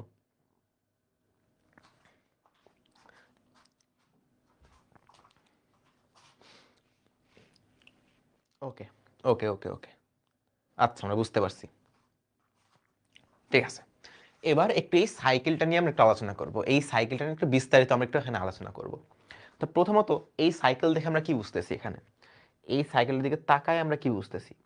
তাকায় আমরা এটা বুঝতেছি যে হ্যাঁ ভাই, এখানে একটা প্রসারণ হয়েছে, এবং এই প্রসারণটা হলো সমষ্ণ প্রসারণ। তার মানে এখানে তাপমাত্রার কোনো চেঞ্জ হবে না। আমি ধরলাম গ্যাসের তাপমাত্রা ছিল T1, এবং এই তাপমাত্রা এই সমস্ত জায়গায় কোনো চেঞ্জ হয় নাই। সমস্ত মানে তো তাপমাত্রা চেঞ্জ হবে না, সেখানে তাপমাত্রা কোনো চেঞ্জ হয় নাই। এরপরে রুদ্ধতাপীয়, তাহলে এখানে তাপমাত্রা T1, এখানে তাপমাত্রা T1, এটা হলো রুদ্ধতাপীয়। রুদ্ধতাপীয়তে তো তাপমাত্রা চেঞ্জ হতেই পারে। তো ধরো রুদ্ধতাপীয় প্রসারণের কারণে তাপমাত্রা কমে এখানে চেঞ্জ হয়ে গেছে, এখানে হয়ে গেছে T2। এটা তো সমষ্ণ। সমষ্ণ মানে কি? সমষ্ণ মানে এই পুরা প্রক্রিয়ায় তাপমাত্রা চেঞ্জ হবে না, তার মানে এটাও হলো T2। তাহলে এই পুরা প্রসেসটাই আসলে আমার T2। এই পুরা প্রসেসটাই যেহেতু সমষ্ণ প্রসারণ, এটা সমষ্ণ প্রসারণ ছিল, এটা সমষ্ণ সংকোচন, এই পুরাটায় তাপমাত্রা চেঞ্জ হবে না, এটা হবে T2। ওটাও সমষ্ণ, এটাও সমষ্ণ। এটা রুদ্ধতাপীয়, তাপমাত্রা চেঞ্জ হয়ে গেছে, T1 থেকে T2 হয়ে গেছে। আবার দেখো T2 থেকে আবার T1 হয়ে গেছে, মানে আগের অবস্থায় ফেরত চলে গেছে, সাইকেলটা কমপ্লিট হয়েছে।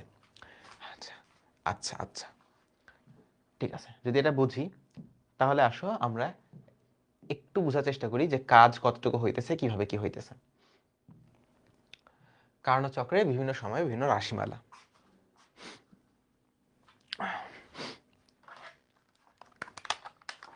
তো গ্রাফটা একটু কমপ্লিট করো আগে, গ্রাফটা একটু কমপ্লিট করো। এইটা হলো আমার পি গ্রাফ, এইটা হলো আমার ভি অক্ষ, এটা হলো আমার পি, এটা হলো আমার ভি। এবং গ্রাফটা আমার কিরকম ছিল? গ্রাফটা ছিল, আমি যদি সুন্দর মতো আঁকাই, যে এই যে একটা সমষ্ণ প্রসারণ, তারপরে ঊর্ধ্বতাপীয় প্রসারণ, তারপরে সমষ্ণ সংকোচন, তারপরে রুদ্ধতাপীয় সংকোচন। বললাম এই পজিশনটা, এটা হলো P1 চাপ, আর হলো তোমার V1 আয়তন। স্থানাঙ্ক হিসেবে লিখি নাই, এমনি লিখছি P1 চাপ V1 আয়তন, কথার কথা। এটা হলো P2 চাপ V2 আয়তন, এটা হলো P3 চাপ V3 আয়তন, এটা হলো P4 চাপ V4 আয়তন। ওকে, আচ্ছা আচ্ছা, দেখো এটা তো সমষ্ণ, এটার তাপমাত্রা হলো T1, এটাও সমষ্ণ, এটার তাপমাত্রা হলো T2। সো তাপমাত্রা চেঞ্জ হয় না, হঠাৎ করে T1 থেকে T2 হয়ে গেল। তাপমাত্রা চেঞ্জ হয় না, তারপর T2 থেকে আবার T1 হয়ে গেল। এটা আমরা বুঝতে পারছি। এবার আসো, এটা আমরা বুঝতে পারছি। এখন এখন রুদ্ধতাপীয় প্রক্রিয়ার ক্ষেত্রে, রুদ্ধতাপীয় প্রক্রিয়ার ক্ষেত্রে তোমাদের মনে আছে আমরা পড়ছিলাম T V to the power gamma minus one equals to constant. এটা পড়ছিলাম মনে পড়ে? এটা পড়ছিলাম মনে পড়ে? সেটা আমরা ইউজ করব। প্রথমে এই যে রুদ্ধতাপীয় প্রক্রিয়া, এখানে যে একটা রুদ্ধতাপীয় প্রক্রিয়া, এই রুদ্ধতাপীয় প্রক্রিয়াতে তুমি এইটা অ্যাপ্লাই করো। এখানে তাপমাত্রা হলো T1, আয়তন হলো V2। তাপমাত্রা T1, আয়তন হলো V2। তাহলে T1 V2 to the power gamma minus 1, গামার মান জানি না, আই ডোন্ট কেয়ার, গামার মান আমার দরকার নাই। এটা সমান সমান কি হবে? এইটা আর এইটা তো রুদ্ধতাপীয় প্রক্রিয়া, এটা তো একই রুদ্ধতাপীয় প্রক্রিয়া, তাই না?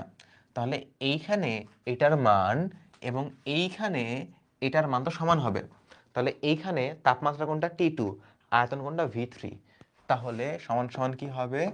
T2 V3 gamma minus 1।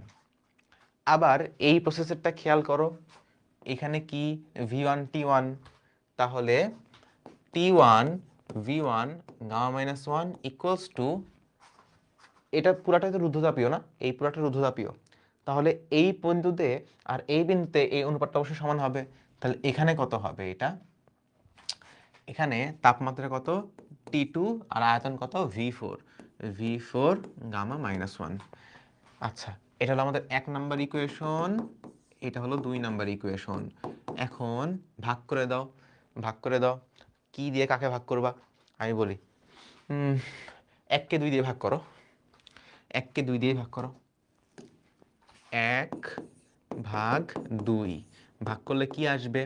ভাগ করলে আসবে T1 V2 gamma minus 1, T1 V1 gamma minus 1 equals to T2 V3 gamma minus 1 আর এখানে T2 V4 গামা মাইনাস 1। তাই তো? দেখো T1 T1 কাটা, T2 T2 কাটা। তাহলে আমার এখানে কি থাকে? V2 by V1 whole to the power gamma minus 1 equals to V3 by V4 whole to the power gamma minus 1। একই জিনিস, তাদের উপর গামা মাইনাস 1 পাওয়ার আছে। তাহলে আমি এই পাওয়ার দুটাকে বাদ দিয়ে দিতে পারি। যদি এমন হয় যে x square equals to 2 square, তাহলে আমি এই পাওয়ারগুলোকে বাদ দিয়ে বলতে পারি যে এক্স এর ভ্যালু 2 হবে অবশ্যই, তাই না? এটা বলা যায় তো। তো আমি ওটাই এখানে অ্যাপ্লাই করলাম, ওটাই এখানে অ্যাপ্লাই করলাম। তাহলে এখান থেকে আমি বলতে পারবো V2 by V1 equals to V3 by V4। আচ্ছা, এটা আমার লাগবে। ওকে, এইটা আমার লাগবে। এটা আমি এখান থেকে পাইলাম। এরপর একটু ছোট করি, এটুকু বুঝছো কেমনে পাইলাম? আচ্ছা, এটা রুদ্ধতাপীয় যে বৈশিষ্ট্য ছিল সেই বৈশিষ্ট্য থেকে আমরা এখানে এটা পাইলাম।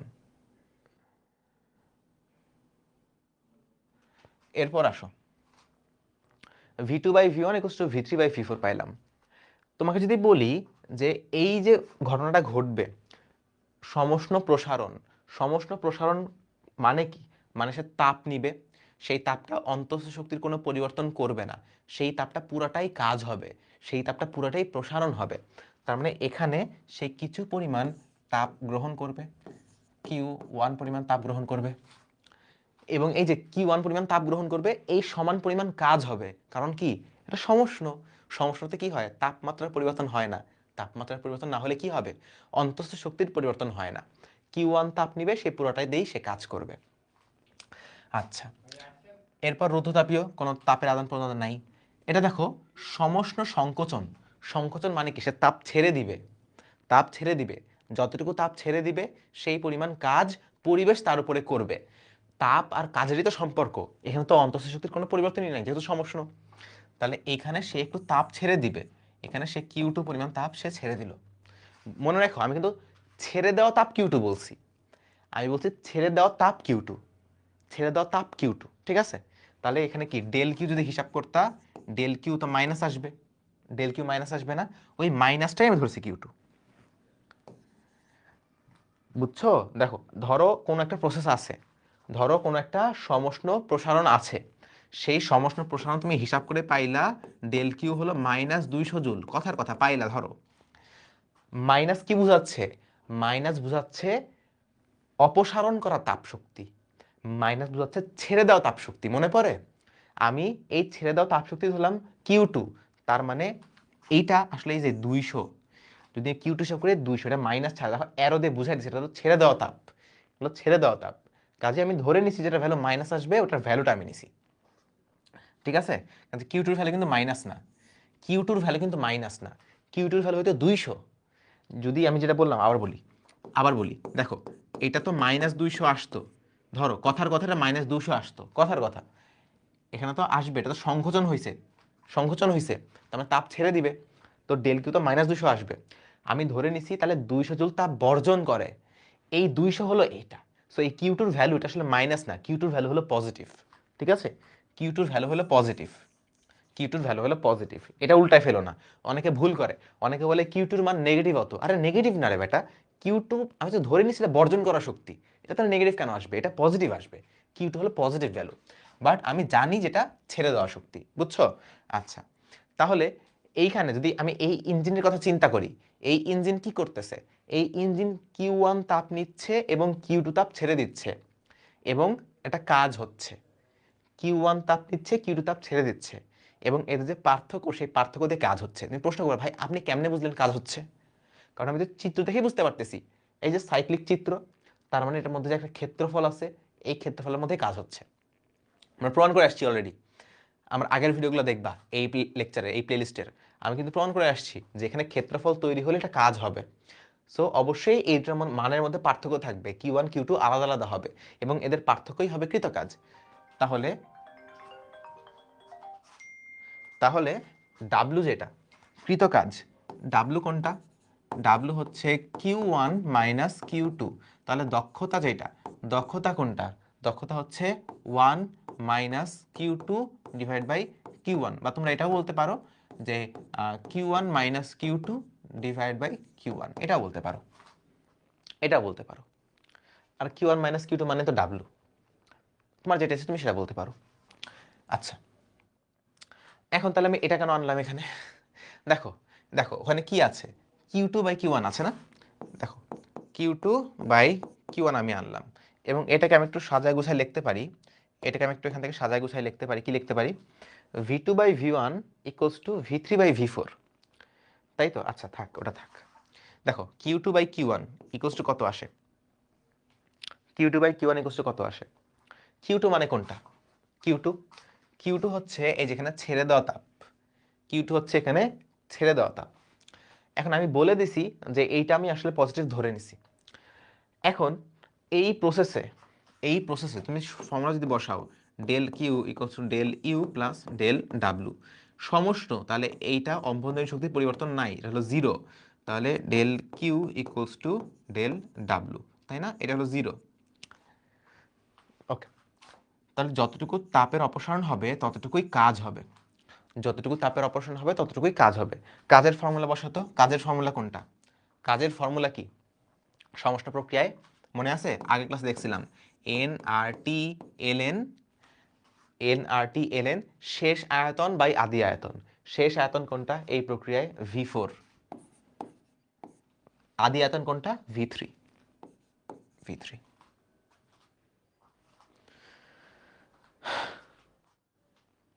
ঠিক আছে, ভালো থেকো অল, অনেক জ্বালাতন করলাম, মাফ করে দিও। না তোমাকে তো মাফ করবো না, তোমাকে তো মাফ করবো না। আচ্ছা, এখন দেখো এই যেখানে কিউ টু, এই কিউ টু, এই যে ডেল কিউ, ডেল কিউ এর ভ্যালু কি আসবে, নেগেটিভ আসবে, ডেল কিউ এর ভ্যালু নেগেটিভ আসবে, কিন্তু আমার যে কিউ টু, কিউ টু তো পজিটিভ, ডেল কিউ নেগেটিভ, এটা তো নেগেটিভ আসবে, বোঝা যাচ্ছে, কারণ অপসারণ হচ্ছে, এটা তো নেগেটিভ আসবে এই ভ্যালুটা। কিন্তু আমার যে কিউ টু, কিউ টু তো পজিটিভ, তাহলে নেগেটিভ ভ্যালুকে পজিটিভ করতে কি করা লাগে, এখানেতে যে এন আর টি এগুলো তো নেগেটিভ হবে না, নেগেটিভ হবে এই যে এল এন, এইটা, এই পার্টটা নেগেটিভ আসবে, যার কারণে ডেল কিউ এর ভ্যালু নেগেটিভ আসবে। নেগেটিভ মানে বোঝাচ্ছে অপসারণ, কিন্তু আমি তো জানি এটা অপসারণ, আমি ধরে নিছি অপসারিত শক্তি এটা, তার মানে কিউ টু এর ভ্যালু আসলে পজিটিভ, কাজে কিউ টু কত হবে, কিউ টু হবে এটার পজিটিভ ভ্যালু। এখন কথা হচ্ছে এটার পজিটিভ ভ্যালু মানে কত, দেখো আমি বললাম যে L N V four by V three, এটার জন্য মানটা নেগেটিভ হচ্ছে, এটা ধরো L N one by two, এটার ভ্যালু নেগেটিভ, এটার ভ্যালু হবে তোমার মনে হয় -0.6 এর মতো কিছু একটা হয়। আচ্ছা চেক করে নিও, মাইনাস কিছু একটা হবে। আমি যদি এটাকে পজিটিভ করতে চাই, কেন পজিটিভ করব, লগারিদমের ক্ষেত্রে তোমাদের জানা উচিত এলএন যেটাকে উল্টায় দেই 2/1 করি, মানে এলএন 2, তাহলে এটা পজিটিভ হয়ে যায়, 0.6 হয়ে যাবে, বুঝছো? লগারিদমের ক্ষেত্রে উল্টায় দিলে নেগেটিভ ভ্যালু পজিটিভ হয়ে যায়। সো এখানে আমি জানি যে এগুলো তো পজিটিভ হবে অবশ্যই, এই পার্টটা নেগেটিভ, যার কারণে ডেল কিউ নেগেটিভ আসতেছে। যদি এটাকে পজিটিভ করি তাহলে আমি এটার মূল ভ্যালুটা পাবো, নেগেটিভ ছাড়া ভ্যালুটা পাবো, মানে Q2 এর ভ্যালুটা পাবো। সো এটাকে উল্টায় দাও, এটাকে উল্টায় দিলে কি হবে, এটাকে আমি মুছে দিলাম এখানে, তাহলে এটা কত হবে, এন আর এল এন V3/V4। ঠিক আছে, ওটা এখানে বসাও, এন আর টি লিখি নাই, এন আর টি, এন আর টি, ওকে টি। এখন Q2 এর ক্ষেত্রে টি এর মান কোনটা, T2, Q2 এর ক্ষেত্রে টি এর মান T2 না, T2, তাহলে এখানে হবে আমাদের একটা T2, T2, T2, তাহলে N R T2 ln V3/V4 divided by Q1 এর ক্ষেত্রে, এখন Q1 তো গৃহীত তাপ, এটা তো এমনিও পজিটিভ অমনিও পজিটিভ, Q1 তো গৃহীত তাপ, এখানে ডেল কিউ এমনিও পজিটিভ। সো এখানে আমার এত কিছু চিন্তা করা লাগতেছে না, তুমি ডাইরেক্ট ফর্মুলা বসাও, এন আর T1 ln শেষ আয়তন ভাগ আদি আয়তন, শেষ আয়তন কোনটা V2, আদি আয়তন কোনটা V1, তাহলে V2/V1। এখন তোমার অনেক প্রশ্ন আসতে পারে, ভাই দক্ষতার ক্ষেত্রে Q2 Q1 আসতেছে, Q2 Q1 খালি সমষ্ণ আসতেছে, রুদ্ধতাপেও কেন আসতেছে না? ভাই এখানে তো কোনো তাপের আদান প্রদানই নেই, এখানে তো কোনো তাপের আদান প্রদানই নেই। তুমি বলবো তাহলে কাজ হচ্ছে না, এখানে কাজ হচ্ছে, কাজ তো হচ্ছে। এখানে দেখো T1 আর এখানে T2, অভ্যন্তরীণ শক্তির একটা পরিবর্তন আছে। এখানে দেখো আবার T2 থেকে T1, অভ্যন্তরীণ শক্তির পরিবর্তন এখানেও আছে, একই জিনিস, তাপমাত্রা same, T1 T2, T1 T2, অভ্যন্তরীণ শক্তির পরিবর্তনও সেম। এখানে পজিটিভ T1 থেকে T2, এখানে নেগেটিভ T2 থেকে T1। বুঝছো, বুঝছো, বুঝছো কি বুঝো নাই? এটা যদি পজিটিভ হয় এটা নেগেটিভ, এটা নেগেটিভ হলে ওটা পজিটিভ। বুঝো নাই, বুঝো নাই, বুঝো নাই, দেখো T1 থেকে T2 অভ্যন্তরীণ শক্তির পরিবর্তন হয়েছে, আবার T2 থেকে T1 অভ্যন্তরীণ শক্তির পরিবর্তন হয়েছে। T1 থেকে T2 তে যে পরিমাণ পরিবর্তন হয়েছে, T2 থেকে T1 এ তার উল্টা পরিবর্তন হয়েছে। আর অভ্যন্তরীণ শক্তির পরিবর্তন দিয়েই তো কাজ করে রুদ্ধতাপীয়তে, কাজে এখানে যতটুকু কাজ হয়েছে এখানে তার উল্টা কাজ হয়েছে। সো এই দুটো আসলে কাটাকাটি চলে যায়, বুঝছো, এই দুটো কাটাকাটি চলে যায়। বা তুমি জিনিসটাকে এভাবে চিন্তা করতে পারো, আচ্ছা অন্য কোনো চিন্তা করার দরকার নেই। সো রুদ্ধতাপীয় যে কাজগুলো, সেই কাজগুলো কাটাকাটি চলে যায়, শুধু আমার এই দুইটা কাজ হিসাব করা হয়। এই জন্য আমার যে দক্ষতা, সেই দক্ষতায় খালি সমষ্ণর ইফেক্ট আছে, আর কোনো ইফেক্ট নেই। ওকে, এখন দেখো এই যে এন আর কাটা, এন আর কাটা, V3/V4 কে লেখা যায় V2/V1। দেখো V3/V4 আর V2/V1 সমান, এই যে V3/V4 আর এই যে V2/V1 সমান, তার মানে এই পুরা জিনিসটা আসলে সমান, এই পুরা জিনিসটা আসলে সমান। বুঝো নাই? এই অনুপাত আর এই অনুপাত তো সমান, আমি যেখানে পাইলাম, তাহলে লগারিদম এইটা লগারিদম এটার মানও সমান, তাহলে এটাও কাটাকাটি করা যায়। তাহলে আমার থাকবে Q2/Q1 ইকুয়ালস টু T2/T1। এটা শুধুমাত্র কার্নো ইঞ্জিনের ক্ষেত্রে প্রযোজ্য, শুধুমাত্র কার্নো ইঞ্জিনের ক্ষেত্রে প্রযোজ্য, কার্নো ইঞ্জিনের ক্ষেত্রে প্রযোজ্য। এই T2/T1 কার তাপমাত্রা, T2 আর T1 কার তাপমাত্রা, T2 আর T1 হলো এই যে উষ্ণ অবস্থায় গ্যাসের তাপমাত্রা, অথবা বলতে পারো উষ্ণ অবস্থায় তাপাধারের তাপমাত্রা, নিম্ন অবস্থায় গ্যাসের তাপমাত্রা, নিম্ন অবস্থায় তাপাধারের তাপমাত্রা। আমি যেখানে বলছিলাম যে এটাকে যখন আমি এখানে নিয়ে এসে বসাবো, তখন এই গ্যাসের তাপমাত্রা আর তাপাধারের তাপমাত্রা সমান হবে। তাহলে গ্যাসের তাপমাত্রা হবে T1, এটার তাপমাত্রাও হবে T1, এটাও হবে T1, গ্যাসের তাপমাত্রাও হবে T1। তারপরে গ্যাস গরম হবে, গরম হবে সংকুচিত হবে, প্রসারণ হবে, অনেক কিছু হবে। তারপর এখানে সিঙ্কের তাপমাত্রা হবে T2, তখন গ্যাসের তাপমাত্রাও হবে T2, সিঙ্কের তাপমাত্রাও T2, গ্যাসের তাপমাত্রাও T2।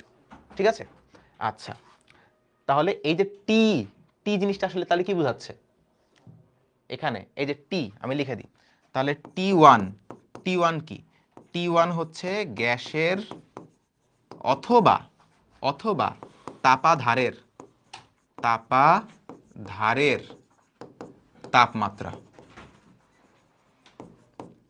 আর T2 কি, T2 হচ্ছে গ্যাসের অথবা সিঙ্কের,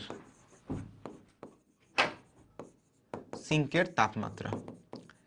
এখন গ্যাসের তাপমাত্রা তো এক এক সময় এক একভাবে চেঞ্জ হইতেছে, এখানে T1, এখানে বিভিন্ন পয়েন্টে বিভিন্ন তাপমাত্রা থাকতে পারে, এজন্য আমরা গ্যাসের তাপমাত্রা হিসেবে এগুলোকে বলি না, আমরা বলি T1 হলো তাপাধারের তাপমাত্রা, T2 হলো সিঙ্কের তাপমাত্রা, বা যেটা ঠান্ডা, যেই ঘবরটা ঠান্ডা সেটার তাপমাত্রা। ঠিক আছে, এই জন্য আমরা গ্যাসের শব্দটা ইউজ করি না, আমরা তাপাধান নাহলে সিঙ্ক এই জিনিসটা ইউজ করি। আশা করি বুঝতে পারছো, আশা করি বুঝতে পারছো জিনিসটা।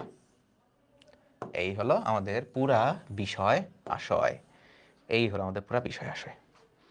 এটুকু তো ক্লিয়ার? এটুকু বুঝছো? এটুকু বুঝছো? এখন আমরা এই জিনিসটা এখানে কেন আনলাম? মুছে যাওয়া সিমসিম, মুছে যাওয়া সিমসিম। ওকে, এটা আমি নিয়ে আসলাম। এখন দেখো, এই যে Q2/Q1 এর জায়গায় আমি T2/T1 লিখতে পারি। এই যে Q2/Q1 আছে না, n = 1 - Q2/Q1। এই Q2/Q1 এর জায়গায় আমি T2/T1 লিখতে পারি। So 1 - T2/T1। আমি যে Q2/Q1 এর জায়গায় T2/T1 লিখতে পারি, এই জিনিসটা লেখার জন্যই আমার এত পরিশ্রম করা লাগলো। সো এটা শুধুমাত্র কখন লিখতে পারবো? এটা শুধুমাত্র যখন এটা কার্নোট ইঞ্জিন, যখন এটা সাদি কার্নোর আদর্শ প্রত্যাবর্তী ইঞ্জিন, শুধুমাত্র তখন লিখতে পারবো। শুধুমাত্র তখন আমরা এটাও লিখতে পারবো। আর এটা তো সবসময় লেখা যায়, সবার ক্ষেত্রে লেখা যায়। আর এটা শুধুমাত্র কার্নোর ইঞ্জিনের ক্ষেত্রে লেখা যায়। তোমাদের বোর্ড কোশ্চিনে অনেক সময় তাপও দেওয়া থাকে, তাপমাত্রাও দেওয়া থাকে, দুইটা দিয়ে অ্যান্সার আলাদা আলাদা আসে। যদি কার্নো বলে দেয় তাহলে তুমি এটা দিয়ে অ্যান্সার যেটা আসবে ওটাই গিয়ে সঠিক ধরবা, কিন্তু আসলে দুইটার ভ্যালু সমান আসার কথা, দুইটার ভ্যালু সমান আসার কথা। ঠিক আছে, বুঝছি। ওকে, আচ্ছা, বুঝতে পারছি, বুঝতে পেরেছি, আমরা বুঝতে পেরেছি, বুঝতে পেরেছি। তাহলে আশা করি আমরা এগুলো বুঝতে পারছি। তাহলে এই দুইটা ফর্মুলা ইউজ করে আমরা দক্ষতা হিসাব করতে পারবো, দক্ষতা হিসাব করতে পারবো। যদি বাই চান্স তোমাকে প্রশ্ন করে, ধরো তোমাকে বাই চান্স প্রশ্ন করলো, প্রশ্নটা এরকম যে ভাই, এই যে এখানে যে সমষ্ণ সমষ্ণ প্রসারণ হয়েছে, এই সমষ্ণ প্রসারণের কৃত কাজ কত? সহজে বের করতে পারবা। কৃত কাজ কত হবে? যতটুকু সে তাপ নিয়েছে ততটুকুই কাজ হয়েছে। তাহলে Q1 এর ভ্যালু কত? nRT1 ln V2/V1। সেখানে আয়তনটা জানা থাকা লাগবে আর কি, আয়তন জানা থাকা লাগবে বা চাপ জানা থাকা লাগবে। ফর্মুলা দেখছিলাম না আমরা, সমষ্ণ প্রক্রিয়াকৃত কাজ। সো এটা সমষ্ণ প্রক্রিয়া, এটা রুদ্ধতাপীয় প্রক্রিয়া, এটা আবার সমষ্ণ, এটা আবার রুদ্ধতাপীয়। তোমরা এই প্রত্যেকটা পার্টে যদি আলাদা আলাদা করে প্রশ্ন করে তাহলে কনফিউজড হওয়া যাবে না। এটা আর কিছুই না, এটা একটা সমষ্ণ প্রক্রিয়া। সমষ্ণ প্রক্রিয়া যেমন কাজ বের করছি সেভাবে হিসাব করব। সমষ্ণ প্রক্রিয়াতে অভ্যন্তরীণ শক্তি পরিবর্তন নাই। এইটা আর কিছুই না, এটা একটা রুদ্ধতাপীয় প্রক্রিয়া। এখানে এই যে আগের চাপ টাপ দেওয়া থাকবে, তুমি রুদ্ধতাপীয় প্রক্রিয়ায় যেমন কাজ হিসাব করছো সেমনি কাজ হিসাব করবা। রুদ্ধতাপীয় প্রক্রিয়া যেমন অভ্যন্তরীণ শক্তির পরিবর্তন হয় সেটা হিসাব করবা, আর কিছুই না। মনে আছে রুদ্ধতাপীয় প্রক্রিয়া কি হয়? রুদ্ধতাপীয়তে কাজ, কাজ, এখানে আমি লিখলাম WQ লিখলাম, মানে অ্যাডিয়াব্যাটিক, এখানে তাপমাত্রা কনস্ট্যান্ট, সরি তাপ কনস্ট্যান্ট W। এটা কত হবে জানো? মনে আছে? মনে আছে? nR Γ-1 এবং T2 - T1। এখানে T1 T2 লেখা উচিত না, আমি লিখলাম T initial minus T final. মনে আছে? হ্যাঁ, মনে আছে? তারপরে তোমার সমষ্ণ প্রক্রিয়াকৃত কাজটা আমি এখানে লিখলামই। আর এটাকে যদি নেগেটিভ করে দাও তাহলে রুদ্ধতাপীয় প্রক্রিয়ায় অভ্যন্তরীণ শক্তির পরিবর্তন পাবে। সো এই পার্টগুলো আসলে আর কিছুই না, ইন্ডিভিজুয়ালি যদি পার্ট আসে তাহলে সেটা আসলে আইদার সমষ্ণ না হলে রুদ্ধতাপীয়, যেগুলো আমরা অলরেডি শিখে ফেলছি। সো ভয় পাওয়া যাবে না, তোমরা সবগুলাই পারো, তোমরা সবগুলাই পারো, ভয় পাওয়া যাবে না। আচ্ছা, তাহলে আমরা একটু অঙ্ক করি, এটার উপর ডিপেন্ড করে কয়েকটা কয়েকটা অঙ্ক করি। দেখো এই অঙ্কটা দেখো কি হবে। একটি কার্নো ইঞ্জিন 1500 কেলভিন তাপমাত্রার উৎস থেকে, এটা হলো উচ্ছেদ তাপমাত্রা, উচ্ছেদ তাপমাত্রা মানে গরম অবস্থায় গ্যাসের তাপমাত্রা, এটা হলো T1 থেকে এতটুকু তাপ শক্তি গ্রহণ করে, এটা হলো গ্রহণ করা তাপ শক্তি Q1। গ্রাহকে এত তাপ শক্তি বর্জন করে, ধর বর্জন করা মানে Q2। যেহেতু বর্জন বলে দিছে তাই এখানে কোনো নেগেটিভ চিহ্ন নাই। গ্রাহকের তাপমাত্রা ও ইঞ্জিনের দক্ষতা নির্ণয় করো। গ্রাহকের তাপমাত্রা, তাপ গ্রাহকের মানে যেটা তাপ নেয়, ঠান্ডা যেটা T2, সেটা হিসাব করতে হবে। সো অলরেডি কিন্তু আমরা জানি যে T1/T2 = Q1/Q2, Q1/Q2, তাই না? আচ্ছা, তাহলে আমি T2 এর ভ্যালু জানি না। T1 কত? T1 হলো 1500 কেলভিন। এবং মনে রাখবা এই অঙ্কগুলা কিন্তু T মানে কি? T মানে কিন্তু কেলভিন, এগুলো কিন্তু কেলভিনে করতে হবে। এবং আমি T2 এর ভ্যালু জানি না। Q1 কত? Q1 হচ্ছে 2.56 × 10⁶। আচ্ছা, আর Q2 কত? কিউ টু কত? কিউ টু হচ্ছে 5.12 ইন্টু 10⁵ দেখো কম কম তাপ ফেরত দিছে। এবার এখান থেকে তুমি টি টু এর ভ্যালুটা বের করবা, টি টু এর ভ্যালু কত আসবে তাহলে? 5.12 ইন্টু 10⁵ ডিভাইডেড বাই, আমরা এটা করছিলাম না? ওকে, T2/T1 দিয়ে করছিলাম। T2/T1 সমান Q2/Q1, একই জিনিস তো। T1/T2 সমান Q1/Q2। আশা করি এখানে কনফিউজ হও নাই। এটা লেখা যা আর এটা লেখা তো একই জিনিস। আশা করি এটা বুঝতে পারছো, এটা নিয়ে কনফিউশন নাই আশা করতেছি। কনফিউশন নাই। যাই হোক, এই তো ছিল। তাহলে T2 এর ভ্যালু কত আসবে? এটাকে ওই পাশে নিয়ে যাও, এটাকে ওই পাশে নিয়ে আসো। সাই। তাহলে 2.56 ইন্টু 10⁶ গুণন 1500। হিসাব করে তো কত আসে?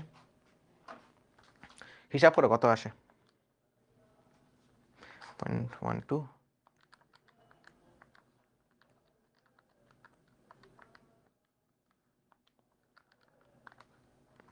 এটা আসতেছে আমাদের 300 কেলভিন, যেহেতু এটা তাপমাত্রা 300 কেলভিন। সো দেখো তাপগ্রাহকের তাপমাত্রা আমরা বের করে ফেলছি। এবার আমাদের পরের পার্টটা করা লাগবে, যেখানে কি বলছে? যেখানে বলছে ইঞ্জিনের দক্ষতা, ইঞ্জিনের দক্ষতা বের করতে বলছে। তাহলে এটা সমান সমান কত? 1 মাইনাস, যেহেতু তাপ পেয়ে গেছি, তাপ তো দেওয়াই ছিল, তাপমাত্রাও পেয়ে গেছি, তাপমাত্রা দিয়েই করি।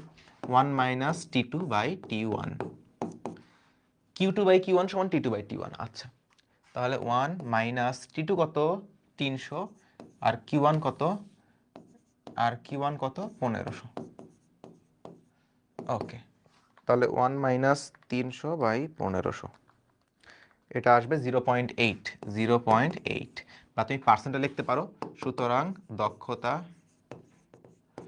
পার্সেন্টেও লিখতে পারো, এভাবে লিখতে পারো। পার্সেন্টে লিখি আমরা 0.8 গুণন 100%, মানে এটা কত আসবে? এটা আসবে 80%। দক্ষতা আসলে আমাদের 80%। ঠিক আছে, এই যেটা আমাদের দক্ষতা। ভাইয়া ছুটি দেন? হ্যাঁ দিয়ে দিব, আর তো বেশি নাই, ছুটি দিয়ে দিব। আর তো এই যে, আচ্ছা এই টপিক পড়াবো না আজকে, ফ্রিজ আজকে পড়াবো না। এই দুটো অঙ্ক, এবং এই দুটো অঙ্কই তোমরা পারবা। দেখো দুটো অঙ্কই তুমি পারবা। এটা চিত্র দেওয়া আছে, অনেক কঠিন লাগতে পারে, বাট এটা অনেক সহজ। তোমাকে বলছে চিত্রে একটি কার্নো ইঞ্জিনের পিভি গ্রাফ দেওয়া আছে। গ্রাফ তো আমরা পারি এইগুলো। ইঞ্জিন কর্তৃক কৃত কাজের পরিমাণ নির্ণয় করো। বোর্ডের প্রশ্ন অনেক সহজ। ইঞ্জিন কর্তৃক কৃত কাজ দেখো তো, তাপমাত্রা দেওয়া আছে এখানে, T1 দেওয়া আছে, T2 দেওয়া আছে, T1 দেওয়া আছে, T2 দেওয়া আছে, Q1 দেওয়া আছে, কিন্তু কোনো Q2 দেওয়া নাই।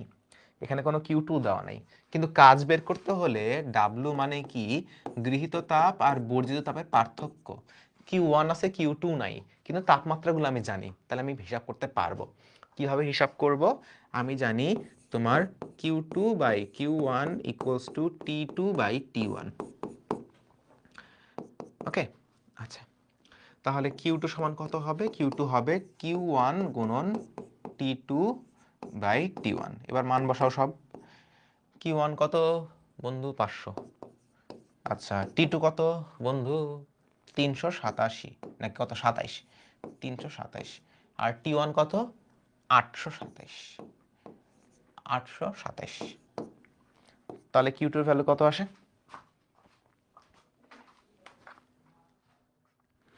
500 গুণন 327 ডিভাইড বাই 827। এটা আসতেছে আমাদের 197.70 জুল। 197.70 জুল। তাহলে এবার আমাদের কাজ বের করো। তাহলে কাজ W সমান Q1 হচ্ছে আমাদের 500 মাইনাস Q2 হচ্ছে 197.70। তাহলে 500 মাইনাস অ্যান্সার, এটা আমাদের 302.29 জুল। 302.29 জুল। এখানে সম্ভবত ডাটা ভুল আছে, বুঝছো? এখানে সম্ভবত ডাটা ভুল আছে।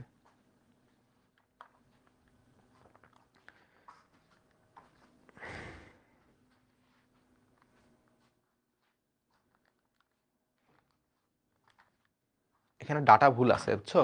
এই যে তোমাদের বোর্ডে যে প্রশ্নটা আসছিল, বোর্ডের প্রশ্ন ছিল 387 কেলভিন আর 227 কেলভিন। সো এটা 387 জায়গায় 327 হয়েছে। এটা আশা করি তোমরা মানে একই জিনিস, একই জিনিস। বোর্ডে আসছিল 387 কেলভিন দিয়ে, আর এটা ছিল 227, ঠিক আছে। আমি করছি 327 কেলভিন দিয়ে, বোর্ডে আসছিল 387 কেলভিন দিয়ে। এই ভ্যালুটা আলাদা বুঝছো, বোর্ডে এই ভ্যালুটা আলাদা, এই জন্য অ্যান্সার বোর্ডেরটা আলাদা। এখানে ভ্যালুটা একটু চেঞ্জ হয়েছে, এখানে টাইপিং করতে একটু ভুল হয়েছে। সো 387 দিয়ে করলে বোর্ডের সাথে মিলবে, আর এইটা তোমার এখানে আমি টাইপ করতে ভুল করছি, এটা 327 দেওয়া আছে। একই জিনিস, একই অঙ্ক, একই জিনিস, খালি ভ্যালুটা আমি এখানে ভুল দিছি, বোর্ডে যেটা আসছে আসলে ভুল না। এটা একটা অঙ্ক, কিন্তু বোর্ডে আসা ওই সেম অঙ্ক না। ওকে, আচ্ছা। এবার দেখো, এটা আমাদের লাস্ট অঙ্ক আজকের, এটা আজকের লাস্ট অঙ্ক। একটি কার্নো ইঞ্জিনের দক্ষতা 1/6, তাপগ্রাহকের তাপমাত্রা 65°C কমালে 1/3 হয়। দেখো তো, 65°C কমালে মানে এটা কি পরিবর্তন, এটা কি কমালে মানে কি পরিবর্তন করা হলে, তো আমার সবকিছু লাগবে কেলভিনে, ইঞ্জিনের সবকিছু লাগবে কেলভিনে। তো 65° কমানো মানে কি, মানে 65 কেলভিন কমানো। মনে পড়ে সেলসিয়াসে পরিবর্তন আর কেলভিনে পরিবর্তন সেম, তাহলে সেলসিয়াসে 65 কমানো মানে কেলভিনে 65, আমি কেলভিনে আমি কমাইছি। দক্ষতা প্রথমে ছিল 1/6, এটা পরবর্তীতে কমে হয়ে যায় 1/3। তাপ উৎস ও তাপগ্রাহকের তাপমাত্রা হিসাব করো। তোমাকে T1 আর T2 বের করতে বলছে। T1 আর T2 এই দুটা কত এটা বের করতে বলছে। দেখো প্রথমে দেখো ইঞ্জিনের দক্ষতা, প্রথমে লিখলাম এটা 1, দক্ষতা 1, এটা কত 1/6 কখন হয়, ধরো আমি ধরে নিলাম T1 আর T2, ধরে নিলাম T1 আর T2, তাহলে 1 মাইনাস T2/T1। এটা কিন্তু শুধুমাত্র আমি কার্নো ইঞ্জিনের জন্য লিখতে পারবো, কার্নো ইঞ্জিন ছাড়া কিন্তু দক্ষতা তাপমাত্রা বের করা যায় না। আচ্ছা আচ্ছা, ঠিক আছে ঠিক আছে ঠিক আছে, তাহলে এখান থেকে একটু সমীকরণ বের করার চেষ্টা করি। 1/6 equals to T1 minus T2 divide by T1, তাহলে T1 equals to 6 T1 minus 6 T2, cross গুণফল করছি আমি, T1 গুণ করছি 6 দিয়ে গুণ করছি, তাহলে হিসাব করে এবার কত হয় বন্ধু, এটা 5 T1 minus 6 T2 equals to 0। এটা আসে, বা তুমি এভাবে লিখতে পারো যে 5 T1 equals to 6 T2 equals to T1 equals to 6/5 T2। এটা আমাদের 1 নম্বর সমীকরণ, T1 ইকুয়ালস টু 6/5 T2। এরপরে নেক্সটে কি করলাম, নেক্সটে ধরো তাপমাত্রা আমি 65 কেলভিন কমাইলাম, কোথায়, তাপ গ্রাহকের, মানে T2 এর তাপমাত্রা, T2 এর তাপমাত্রা আমি 65 কেলভিন কমাইছি, 65 কেলভিন মাইনাস করছি, তাহলে আমার নতুন দক্ষতা কত 1/3, এটার টু কত, এটা হলো 1/3।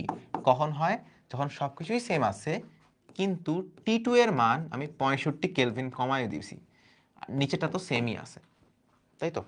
আচ্ছা, এবার ইকুয়েশনটা কেমন হবে, এবার ইকুয়েশনটা কি হয়, 1/3 equals to 1 minus T2 minus 65 divided by T1।